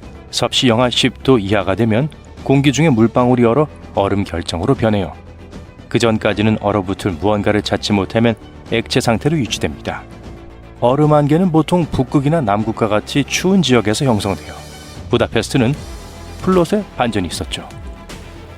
차량과 비행기에서 나오는 뜨겁고 습한 가스도 얼음 안개를 만들 수 있습니다. 추운 날 비행기가 이륙할 때 얼음 안개가 너무 짙어 다음 비행기가 아무것도 볼 수 없는 경우가 있어요. 이런 일은 가끔 일어납니다. 얼음 안개는 맑은 하늘에서 드문드문 얼음 결정이 떨어지는 다이아몬드 먼지와는 달라요. 습도가 거의 100%로 매우 높고 기온이 섭씨 0도 이하로 떨어질 때 형성됩니다. 이렇게 되면 공기 중에 얼음 결정이 생성되고 이 얼음 결정은 결국 다른 표면에 정착하게 돼요. 흥미롭게도 초기 정착민들은 이러한 얼음 결정이 해로 들어가 문제를 일으킬 수 있다고 생각했습니다. 토끼 얼음과 같은 다른 흥미로운 얼음 형성도 많이 있습니다. 토끼 얼음은 공기는 쌀쌀하지만 땅이 아직 서늘한 기운을 받아들이지 않았을 때 발생해요. 식물 줄기 내부의 수액이 얼면서 팽창해서 줄기가 갈라지게 돼요. 이렇게 되면 액체가 밖으로 빠져나와 서리가 내린 공기와 만나 얇은 얼음층으로 변하면서 꽃잎이나 리본처럼 아름다운 모양을 만듭니다. 지진광은 또 다른 기이하고 독특한 현상이에요. 2017년 멕시코에서 규모 8.1의 강진이 발생했을 때 하늘에 이상한 녹색과 파란색 빛이 보이는 이미지가 소셜미디어에 넘쳐났습니다. 이 멕시코 지진광은 또 하나의 미스터리를 더했어요. 공번개와 마찬가지로 지진광은 매우 드물게 발생하며 매혹적이지만 과학자들이 알아내기는 어렵습니다. 지진 주변의 광채가 모두 똑같이 보이지 않는다는 점이 까다로운 이유예요. 이에 대한 이론과 신화가 모두 존재합니다. 불빛은 다양한 모양, 형태, 색상으로 나타날 수 있어요.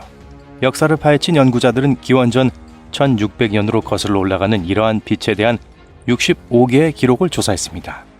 예를 들어 강력한 지진이 발생하기 불과 11일 전인 1988년 11월 12일 사람들이 퀘벡의 세인트 로렌스 강을 따라 밝은 보라색, 분홍색 빛의 덩어리를 목격했던 일이 보고됐어요.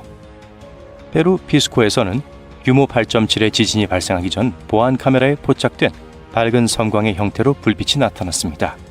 그리고 2009년 이탈리아 라퀘라에서 지진이 발생하기 전 사람들은 돌길 위에서 약 10cm 크기의 불빛이 깜빡이는 것을 목격했어요.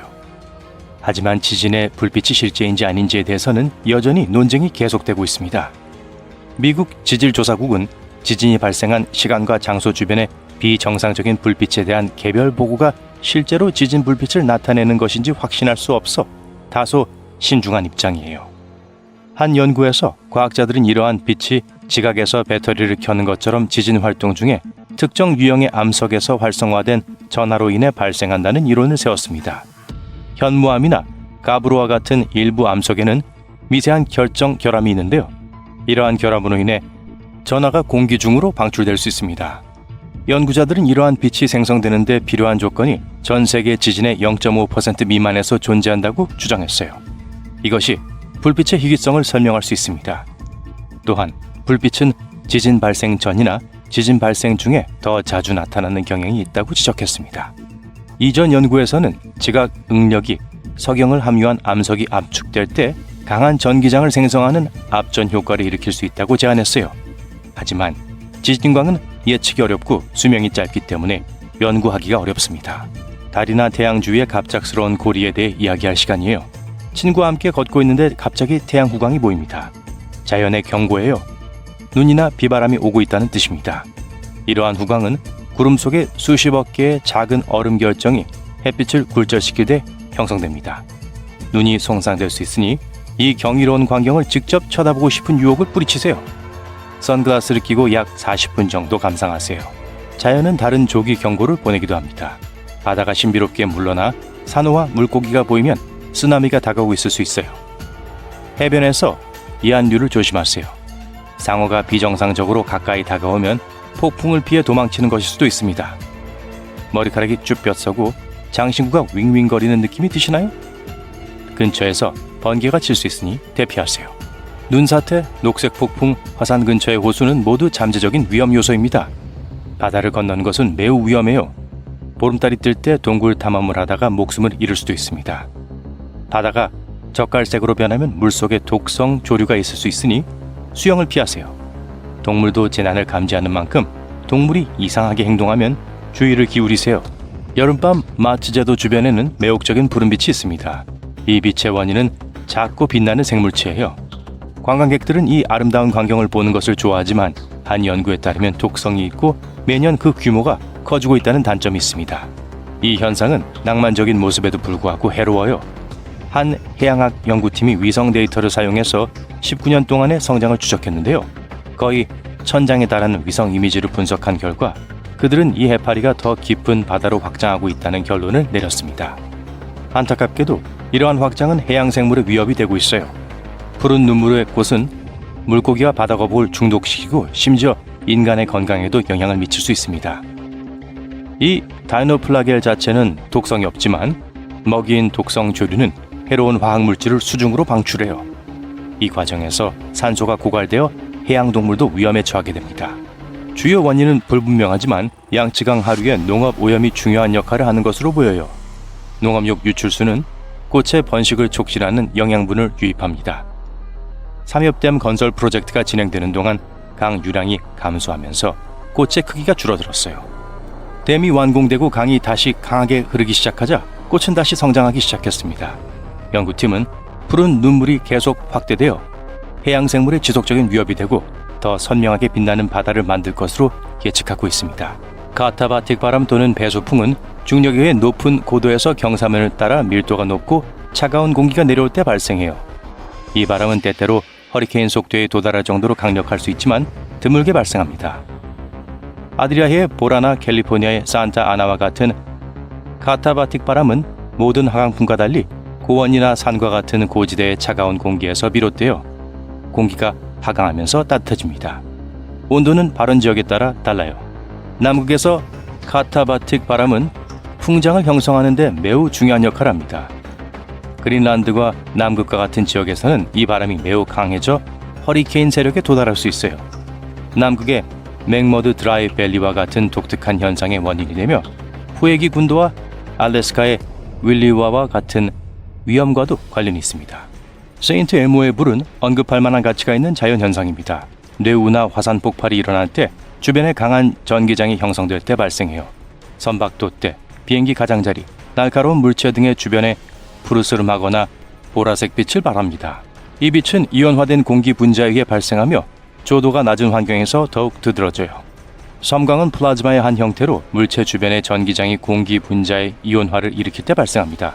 구름과 지면 사이에 높은 전압 차이가 있기 때문에 뇌우 중에 발생할 수 있어요. 날카로운 지점은 전기장이 그 지역에 더 집중되어 있기 때문에 세인트 엘모 화재가 발생하기 쉽습니다. 파란색 또는 보라색으로 보이는 색은 네온 사인이 작동하는 방식과 유사하지만 다른 기체를 사용하는 지구 대기 중 질소와 산소의 형광에서 비롯돼요. 이 현상은 고대 그리스부터 15세기 중국까지 역사적으로 볼 수 있는 현상입니다. 번개가 하늘을 가로질러 번쩍일 때 약 3억 볼트, 즉 자동차 배터리 2,500만 대의 전력을 공급할 수 있는 양이 방출됩니다. 일생 동안 번개에 맞을 확률이 복권에 당첨될 확률보다 더 높다고 말하는 사람들도 있는데요. 매년 약 28명의 미국 주민이 하늘에서 전기 충격을 받는다는 통계가 이러한 도시 속 신화를 증명하는 듯합니다.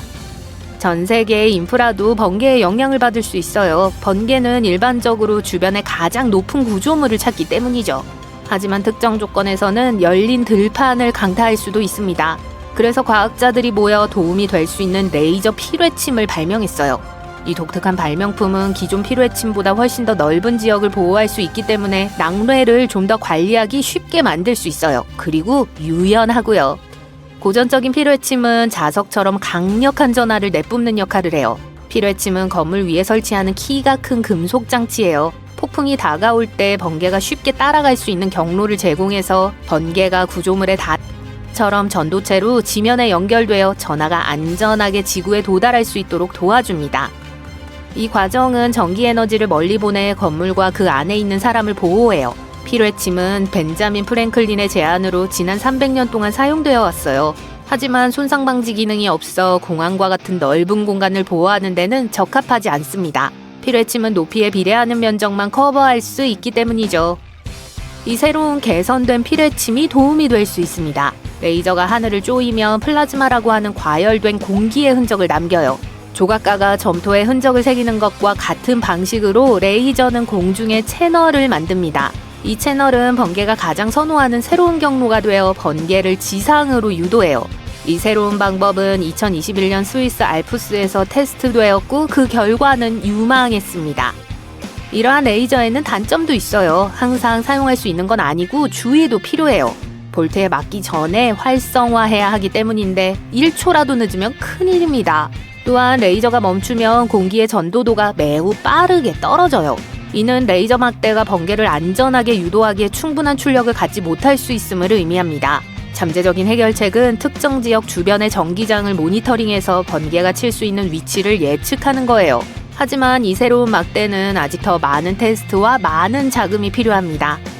유럽 우주국은 레이저를 유용하게 사용할 수 있는 또 다른 방법을 찾아냈어요. 달의 먼지를 도로로 만드는 거예요.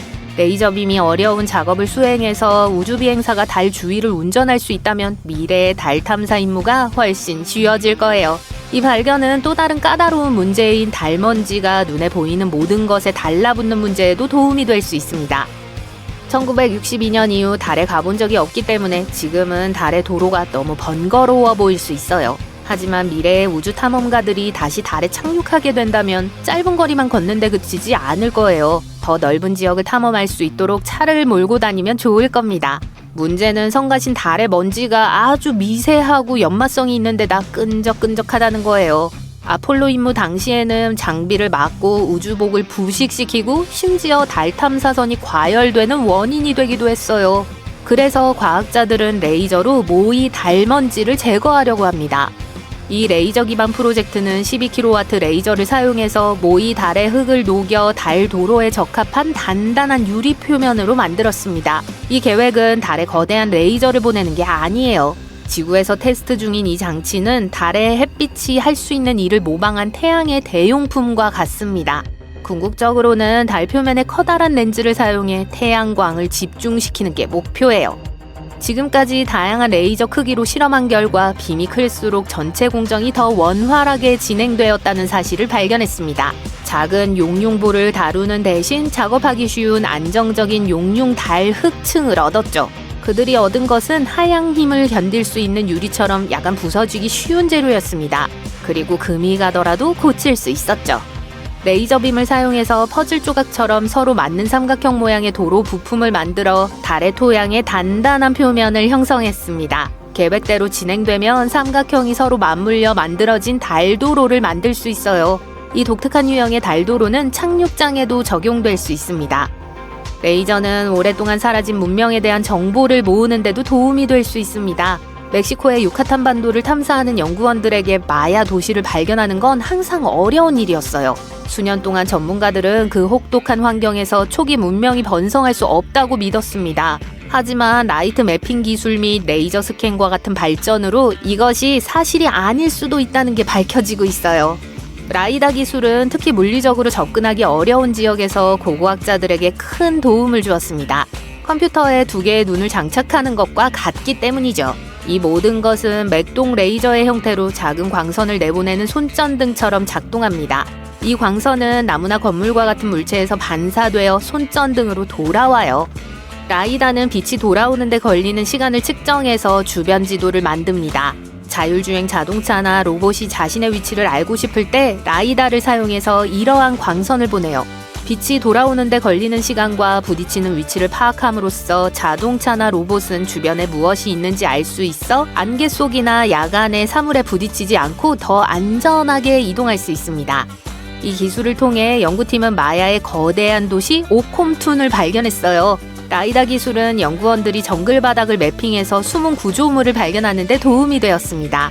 하지만 누군가는 여전히 이 발견을 직접 눈으로 확인해야 했어요. 오콤툰으로 가는 여정은 그리 어렵지 않았습니다. 가장 가까운 공항에서 꽤 멀리 떨어진 이 지역은 대부분 미개척지로 오래된 사냥과 벌목 경로를 통해서만 접근할 수 있습니다. 울창한 지형 때문에 트레킹이 쉽지 않았고 팀은 48km를 가는데 최대 2주가 걸렸습니다. 하지만 그 노력은 결실을 맺어 거대한 아크로폴리스와 같은 기념비적인 구조물과 시장이나 문화센터를 암시하는 흥미로운 형상을 발견할 수 있었습니다. 라이다는 다른 행성을 탐사하는 데 필요한 로버에도 사용됩니다. 이를 통해 인간이 직접 지시하지 않아도 로봇이 주변 환경을 탐색할 수 있어요. 또한 태양 전지판을 설치하기에 가장 좋은 위치를 더 잘 파악하여 에너지 수요를 더 저렴하고 빠르게 충족할 수 있도록 도와줍니다. 레이저를 사용해서 화산이 어떻게 작용할지 예측할 수도 있어요. 화산은 지구 내부에서 용융된 암석인 마그마로 가득 차 있습니다. 화산이 분출하면 화학 반응이 일어나 마그마가 용암으로 변해요. 이 새로운 레이저 사용을 주도하는 사람들은 마그마를 화산의 컴퓨터 코드라고 생각합니다. 마그마는 화산이 어떻게 분화할지에 대한 정보를 알려줍니다. 모든 분화가 용암을 야기하는 게 아니고 용암이 분출하더라도 용암의 양에 따라 그 종류가 다르기 때문이에요. 마그마는 화산 내부에서 흔들리는 액체, 기체, 결정체의 혼합물과 같아요. 화산이 폭발하기 전에는 많은 요소가 작용하기 때문에 복잡한 화학을 연구하고 이해하기가 어렵습니다. 이를 조금이나마 정리하기 위해 과학자들은 냉각된 마그마, 즉 암석 매트릭스를 레이저로 조사해요. 눈 수술을 받은 적이 있다면 한 번쯤 경험해 보셨을 거예요. 이를 통해 화학 성분을 더 쉽게 연구할 수 있습니다. 이 레이저 눈 방법은 85일 동안 지속된 2021년 화산 폭발의 샘플에 사용됐습니다. 이 화산은 10제곱킬로미터가 넘는 면적을 덮어 천여 채의 집을 파괴하고 7,000명이 넘는 사람들을 이재민으로 만들었습니다. 이러한 사건이 다시 발생하지 않도록 하기 위해 과학자들은 더 많은 데이터가 필요해요. 지진과 지각변동은 전문가들이 화산이 어떤 일을 일으킬지 예측하는 데 도움이 되는 게 사실이지만 화산의 화학에 대해 조금 더 알면 더 많은 도움이 될 수 있습니다. 음식은 필수적이죠? 좋은 소식은 바다 한가운데 있다고 해도 굶주릴 염려는 없다는 거예요. 거의 모든 바다 물고기는 초밥처럼 날로 먹을 수 있어요. 기생충은 바닷물에서 생존할 수 없기 때문에 이 생선들은 꽤 안전합니다. 안타깝게도 임시방편으로 만든 회를 찍어 먹을 간장은 없네요. 숲 한가운데서도 굶지 않을 수 있습니다. 소나무, 아스펜, 단풍나무, 버드나무, 자작나무의 속껍질은 식용이 가능해요. 초밥만큼 맛있지는 않지만 그래도 괜찮죠. 또한 솔잎을 사용하면 추운 겨울날 몸을 따뜻하게 해주는 환상적인 차를 만들 수 있습니다. 이제 나쁜 소식부터 말씀드리자면 눈을 먹는 건 절대 금물입니다. 의심스러울 정도로 노란 눈을 말하는 게 아니에요. 눈은 배를 채워주지도 않고 갈증을 해소하지도 않습니다. 실제로 눈을 먹으면 체온이 낮아질 수 있어요. 또한 눈을 녹이려면 섭취하는 양보다 더 많은 수분이 필요하기 때문에 탈수 증상이 더욱 심해질 수 있어요. 네, 주방에서 음식을 만들더라도 여전히 위험할 수 있습니다. 맛있는 페이스트리를 만들 때 밀가루는 순식간에 불이 붙을 수 있는 가연성이 높은 물질이니까 불에서 멀리 떨어뜨려 놓으세요. 밀가루는 석탄보다 인화성이 35배나 높으니 안전한 장소에 보관하세요. 한 가지 더 알아두셔야 할 요리 팁이 있는데요. 기름에 불이 붙었을 때 물로 불을 끄려고 하면 오히려 불이 더 커질 수 있습니다. 작은 불이라면 베이킹소다를 뿌려야 해요. 더 큰 불이라면 소화기를 사용하세요. 팬 위에 뚜껑을 덮을 수도 있습니다. 산소가 곧 부족해질 테고 산소가 없으면 불은 살아남을 수 없으니까요. 반려견과 함께 호수나 연못 근처를 걷고 있는데 호수 한가운데 캥거루가 있다고 상상해보세요. 무슨 상황이든 도와주려고 하시지 말고 여러분의 반려견에게 목줄을 채우세요. 캥거루는 포식자에게 위협을 느낄 때 이런 행동을 합니다. 그리고 불운한 포식자가 물에 들어가면 캥거루는 동물을 익사시킬 수 있어요. 많은 개가 이런 식으로 다쳤다는 보고가 있는 만큼 반려견과 여러분의 안전을 위해 강둑에 머물러 주세요. 히치하이킹은 재밌지만 숲속에는 많은 위험이 도사리고 있습니다. 뱀에 물렸을 때 독을 빨아내라고 말하는 사람들을 TV에서 보신 적이 있을 텐데요. 이는 끔찍한 행동입니다. 상처에 해로운 박테리아를 옮길 수 있기 때문이죠. 대신 진정하고 바닥에 누워 상처가 심장보다 아래에 있도록 자세를 조정하고 즉시 응급 서비스에 전화해야 합니다. 또는 친구가 병원으로 달려가야죠. 긴급 상황에서는 돋보기로 불을 피울 수 있어요. 돋보기의 방향을 태양에 맞추고 마른 풀과 같이 인화하기 쉬운 물질을 향하게 하세요. 곧 연기가 보일 거예요. 돋보기의 배율이 높지 않은 경우 렌즈에 물을 추가해서 효과를 높일 수 있습니다. 퓨마에게서는 절대 도망치지 말고 눈을 마주치지 마세요. 동물의 눈을 똑바로 쳐다보는 건 도전할 준비가 되었다는 신호예요. 대신 몸을 크게 벌리고 팔을 벌리고 가슴을 부풀리고 동물에게 소리를 지르세요. 위험한 곤충은 어디에나 있습니다. 발가락이 거미나 전갈에 닿지 않도록 신발을 신기 전에 신발을 충분히 흔들어 주세요. 방울뱀은 더운 여름날 침낭에 침입하는 것으로 유명합니다. 방울뱀을 탓할 수는 없죠. 누구나 더위를 피하고 싶어 하잖아요. 그러니까 침낭에 들어가기 전에 내부에 꿈틀거리는 생물이 없는지 확인하세요. 또한 캠프파이어는 뱀을 쫓아낼 수 있습니다. 벌이 주인공 중 한 명을 공격하고 벌을 없애기 위해 물에 뛰어드는 영화를 보신 적이 있을 거예요. 그럴듯해 보이지만 현실은 매우 다릅니다. 벌들은 여러분이 숨이 차서 다시 떠오를 때까지 기다릴 뿐이에요. 정말 똑똑한 아이들이죠. 얼어붙은 호수에 빠졌는데 길을 찾을 수 없다면 얼음에서 가장 어두운 곳으로 가세요. 그곳이 보통 여러분이 빠진 구멍입니다. 눈과 얼음은 빛을 반사하기 때문에 일반적으로 얼음 구멍보다 훨씬 밝아요. 빠져나온 후에는 걸으려고 하지 말고 물개처럼 구멍에서 미끄러지듯 빠져나오세요. 얼어붙은 호수에 빠지지 않는 한 수영은 즐거운 활동입니다. 하지만 이한류는 수영의 즐거움을 쉽게 망칠 수 있어요. 이런 상황에 처했을 때 해영과 평행하게 수영을 시작하면 물살을 피할 수 있습니다. 수영하는 동안 휴식을 취하려면 허리를 굽혀 물에 떠 있는 상태를 유지하세요. 엉덩이를 수평으로 세우세요. 긴장을 풀고 몸을 이완하세요. 견갑골을 모아 가슴의 긴장을 풀어줍니다. 최적의 퍼포먼스를 위해 당황은 금물입니다. 수영할 줄도 모르고 구명조끼를 사기 위해 돈을 쓸 준비가 되지 않았다면 바지가 여러분을 지켜줄 거예요. 바지를 실제 구명조끼로 사용할 수 있어요. 바지에 공기를 채운 후 입구를 묶고 목에 걸면 바로 사용할 수 있습니다. 바지에 방수 기능이 있으면 좋겠네요. 하지만 물에 빠진 사람을 발견하면 바지는 도움이 되지 않아요. 여러분의 첫 번째 본능은 물속으로 뛰어들어 도와주고 싶은 마음이겠죠? 하지만 부양장치가 없다면 상대방이 여러분을 붙잡고 물속으로 밀어넣어서 둘 다 위험에 처할 수 있습니다. 따라서 가장 좋은 방법은 물에 뜨는 물건을 던져주거나 막대기나 밧줄을 이용해 구조하는 거예요. 어두운 바닷속에서 다이빙을 하면 수면으로 가는 길을 찾기가 어려울 수 있어 방향 감각이 흐려질 수 있습니다. 숨을 내쉬세요. 공기는 물보다 밀도가 낮기 때문에 항상 수면 위로 떠오릅니다. 그 공기방울을 따라가면 안전할 거예요. 급할 때는 바닷물을 마실 수 있지만 바닷물은 체액보다 4배나 더 염분이 높기 때문에 먼저 4배로 희석해야 합니다. 간단히 말해 바닷물 한 컵에 생수 3잔이 필요하다는 뜻이에요. 이 모든 것을 함께 섞으면 안전하게 마실 수 있어요. 바닷물에는 몸에 좋은 미네랄이 많이 함유되어 있지만 담수를 대체할 수 없으니 꼭 필요한 경우에만 마셔야 합니다. 여러분은 해변에 있고 다리는 무릎까지 물에 잠겼습니다. 그런데 갑자기 물이 빠지는 걸 느껴요. 쓰나미가 다가오고 있다는 신호일 수 있으니까 가장 높은 지점으로 최대한 빨리 달려가야 해요. 다른 징후로는 땅이 흔들리고 큰 소리가 나는 경우가 있습니다. 침대에서도 100% 안전할 수는 없어요. 완전한 어둠 속에 자고 있는데 강한 가스 냄새 때문에 잠에서 깬다고 상상해보세요. 불을 켜지 마세요. 전등 스위치에 스파크가 가스에 불을 붙여 문제를 더 크게 만들 수 있습니다. 휴대폰의 손전등도 가스에 불을 붙일 수 있으니까 어떤 종류의 조명도 사용하지 마세요. 이제 안내견이 길거리에서 여러분에게 다가온다고 상상해보세요. 쓰다듬고 싶을 수도 있지만 그렇게 하면 안 돼요. 움직이지 마시고 가만히 계세요. 견주가 개를 움직이게 하세요. 견주가 주위에 없는데 안내견이 주의를 끌려고 한다면 견주가 위험에 처했을 수 있으니 안내견을 따라가세요. 누군가의 생명을 구할 수도 있습니다.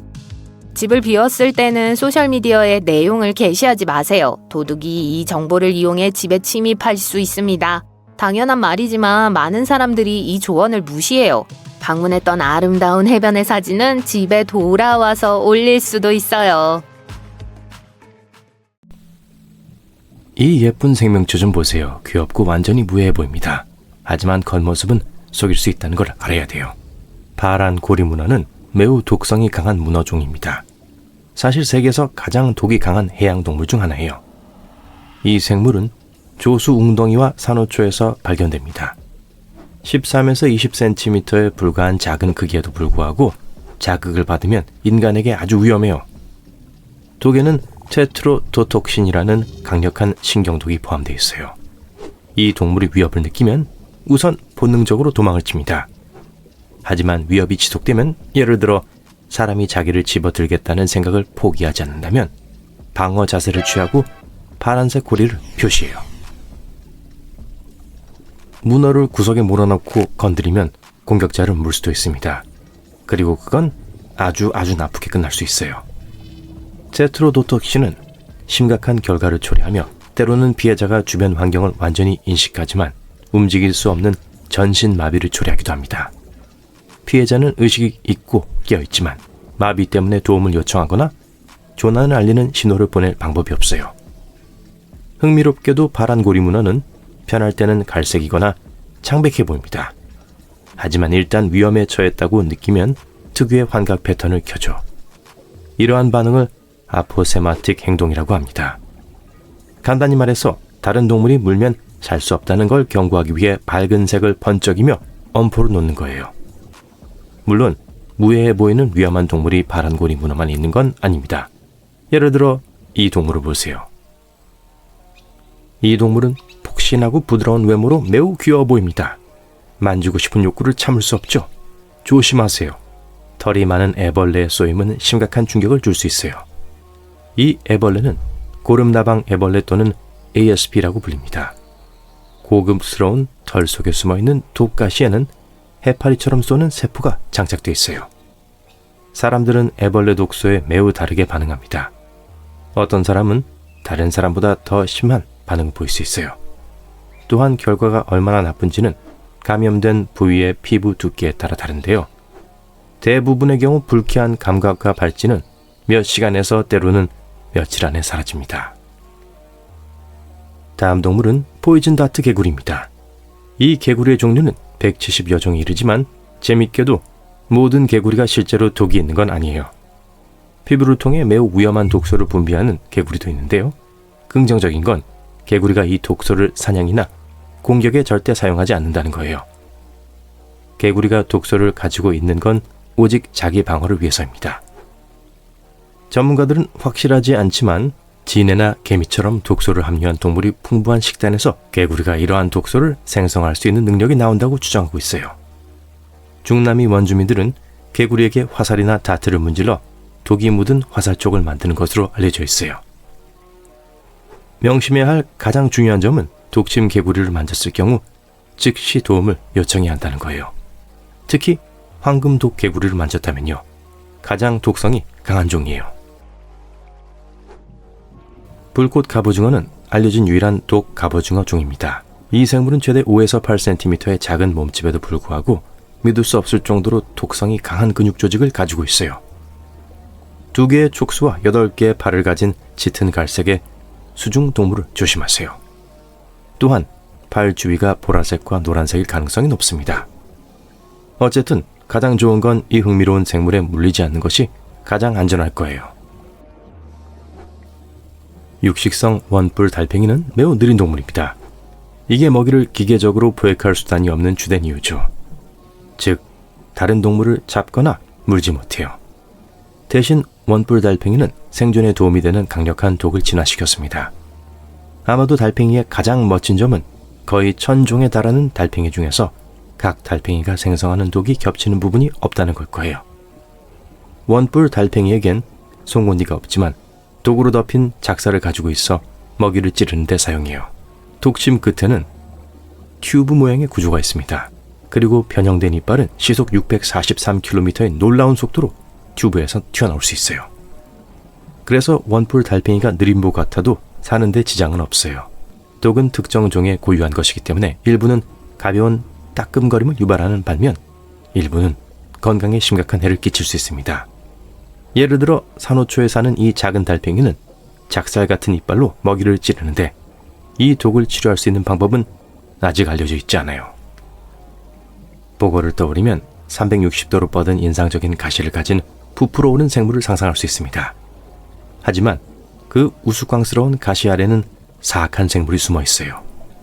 그리고 이 생물의 가장 위험한 부분은 독인데 이 독은 세계에서 가장 위험하고 강력한 독 중 하나로 꼽힙니다. 좋은 소식은 생선을 먹지 않는 한 중독되지 않는다는 거예요. 그러니 편하게 캘리포니아 롤을 드시는 게 좋겠네요. 이제 이 곤충을 보고 절대 접근하지 마세요. 일본 말벌입니다. 길이가 거의 5cm까지 자랄 수 있는 이 괴물 같은 생명체는 매우 공격적인 것으로 알려져 있어요. 인상적인 말벌의 독침은 아주 고통스러울 정도로 강한 독을 가지고 있습니다. 어떤 사람들은 이 벌레에 쏘이면 살아남지 못해요. 독이 가장 강력하지는 않지만 큰 몸집 때문에 그 양이 너무 많기 때문입니다. 그리고 한 마리가 아니라 여러 마리가 공격해 온다면 그 결과는 극적일 수 있죠. 거대 말벌은 사람이나 다른 동물에게 반드시 비우호적이지는 않아요. 하지만 자극을 주면 쏘는 것은 분명합니다. 이 정말 아름다운 밝은 파란색 생물을 블루시 드래곤이라고 부릅니다. 이렇게 인상적인 이름에도 불구하고 실제로는 포도보다 크지 않은 작은 동물이에요. 해변에서 발견하거나 물속에 떠다니는 걸 볼 수 있는데요.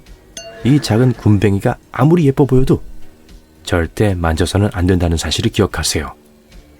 작은 몸집에도 불구하고 침은 강력한 힘을 가지고 있습니다. 그 이유는 바로 식단 때문이에요. 작은 물고기와 갑각류를 마비시킬 정도의 독을 가진 해파리인 포르투갈 마누어를 가장 좋아해요. 블루드래곤은 먼저 점액을 이용해 해파리의 악명 높은 쏘는 세포를 무력화합니다. 족수에서 이 세포를 훔쳐서 자신의 조직에 저장하고 농축해요.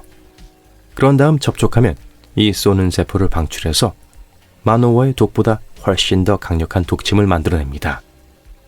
이 멋진 생명체는 또한 매우 교활해요. 겉모습은 밝아 보이지만 현장의 달인으로도 잘 알려져 있습니다. 이 선명한 파란색은 사실 배에 있는 색이에요. 그리고 등을 대고 물 위에 떠 있을 때는 물과 잘 어우러집니다. 등에 있는 회색은 바다 표면에서 위장하기 위한 거예요. 호주에서 발견되는 이루칸지 해파리는 작고 순진해 보입니다. 하지만 겉모습이 다가 아니에요. 사람 엄지손톱만한 크기의 이 해파리는 실제로 매우 위험합니다. 11월부터 5월까지 지속되는 스팅거 시즌 동안엔 이 작은 생명체 때문에 수많은 해변이 폐쇄돼요. 해파리가 특히 위험한 이유는 크기가 작아서 사람들이 수영하는 동안 해파리를 알아차리지 못하기 때문입니다. 악명 높은 상자 해파리는 이름처럼 모양이 정육면체인데요. 인도양과 태평양에 서식합니다. 네모난 방울과 길게 늘어진 족수를 가진 이 생물을 발견하면 멀리 떨어져 주세요. 해파리에 붙어있지 않은 족수 하나만 보이더라도 가까이 다가가거나 만지지 마세요. 상자 해파리는 최대 3m까지 자랄 수 있으며 각 족수에는 독을 주입하는 약 50만 개의 미세한 작살이 있습니다. 다른 해파리와 달리 상자 해파리는 사냥꾼이에요. 가느다란 족수로 사람의 팔, 다리나 몸을 감싸서 사람을 붙잡을 수 있습니다. 독이 매우 위험하기 때문에 유쾌한 경험이 되진 않을 거예요.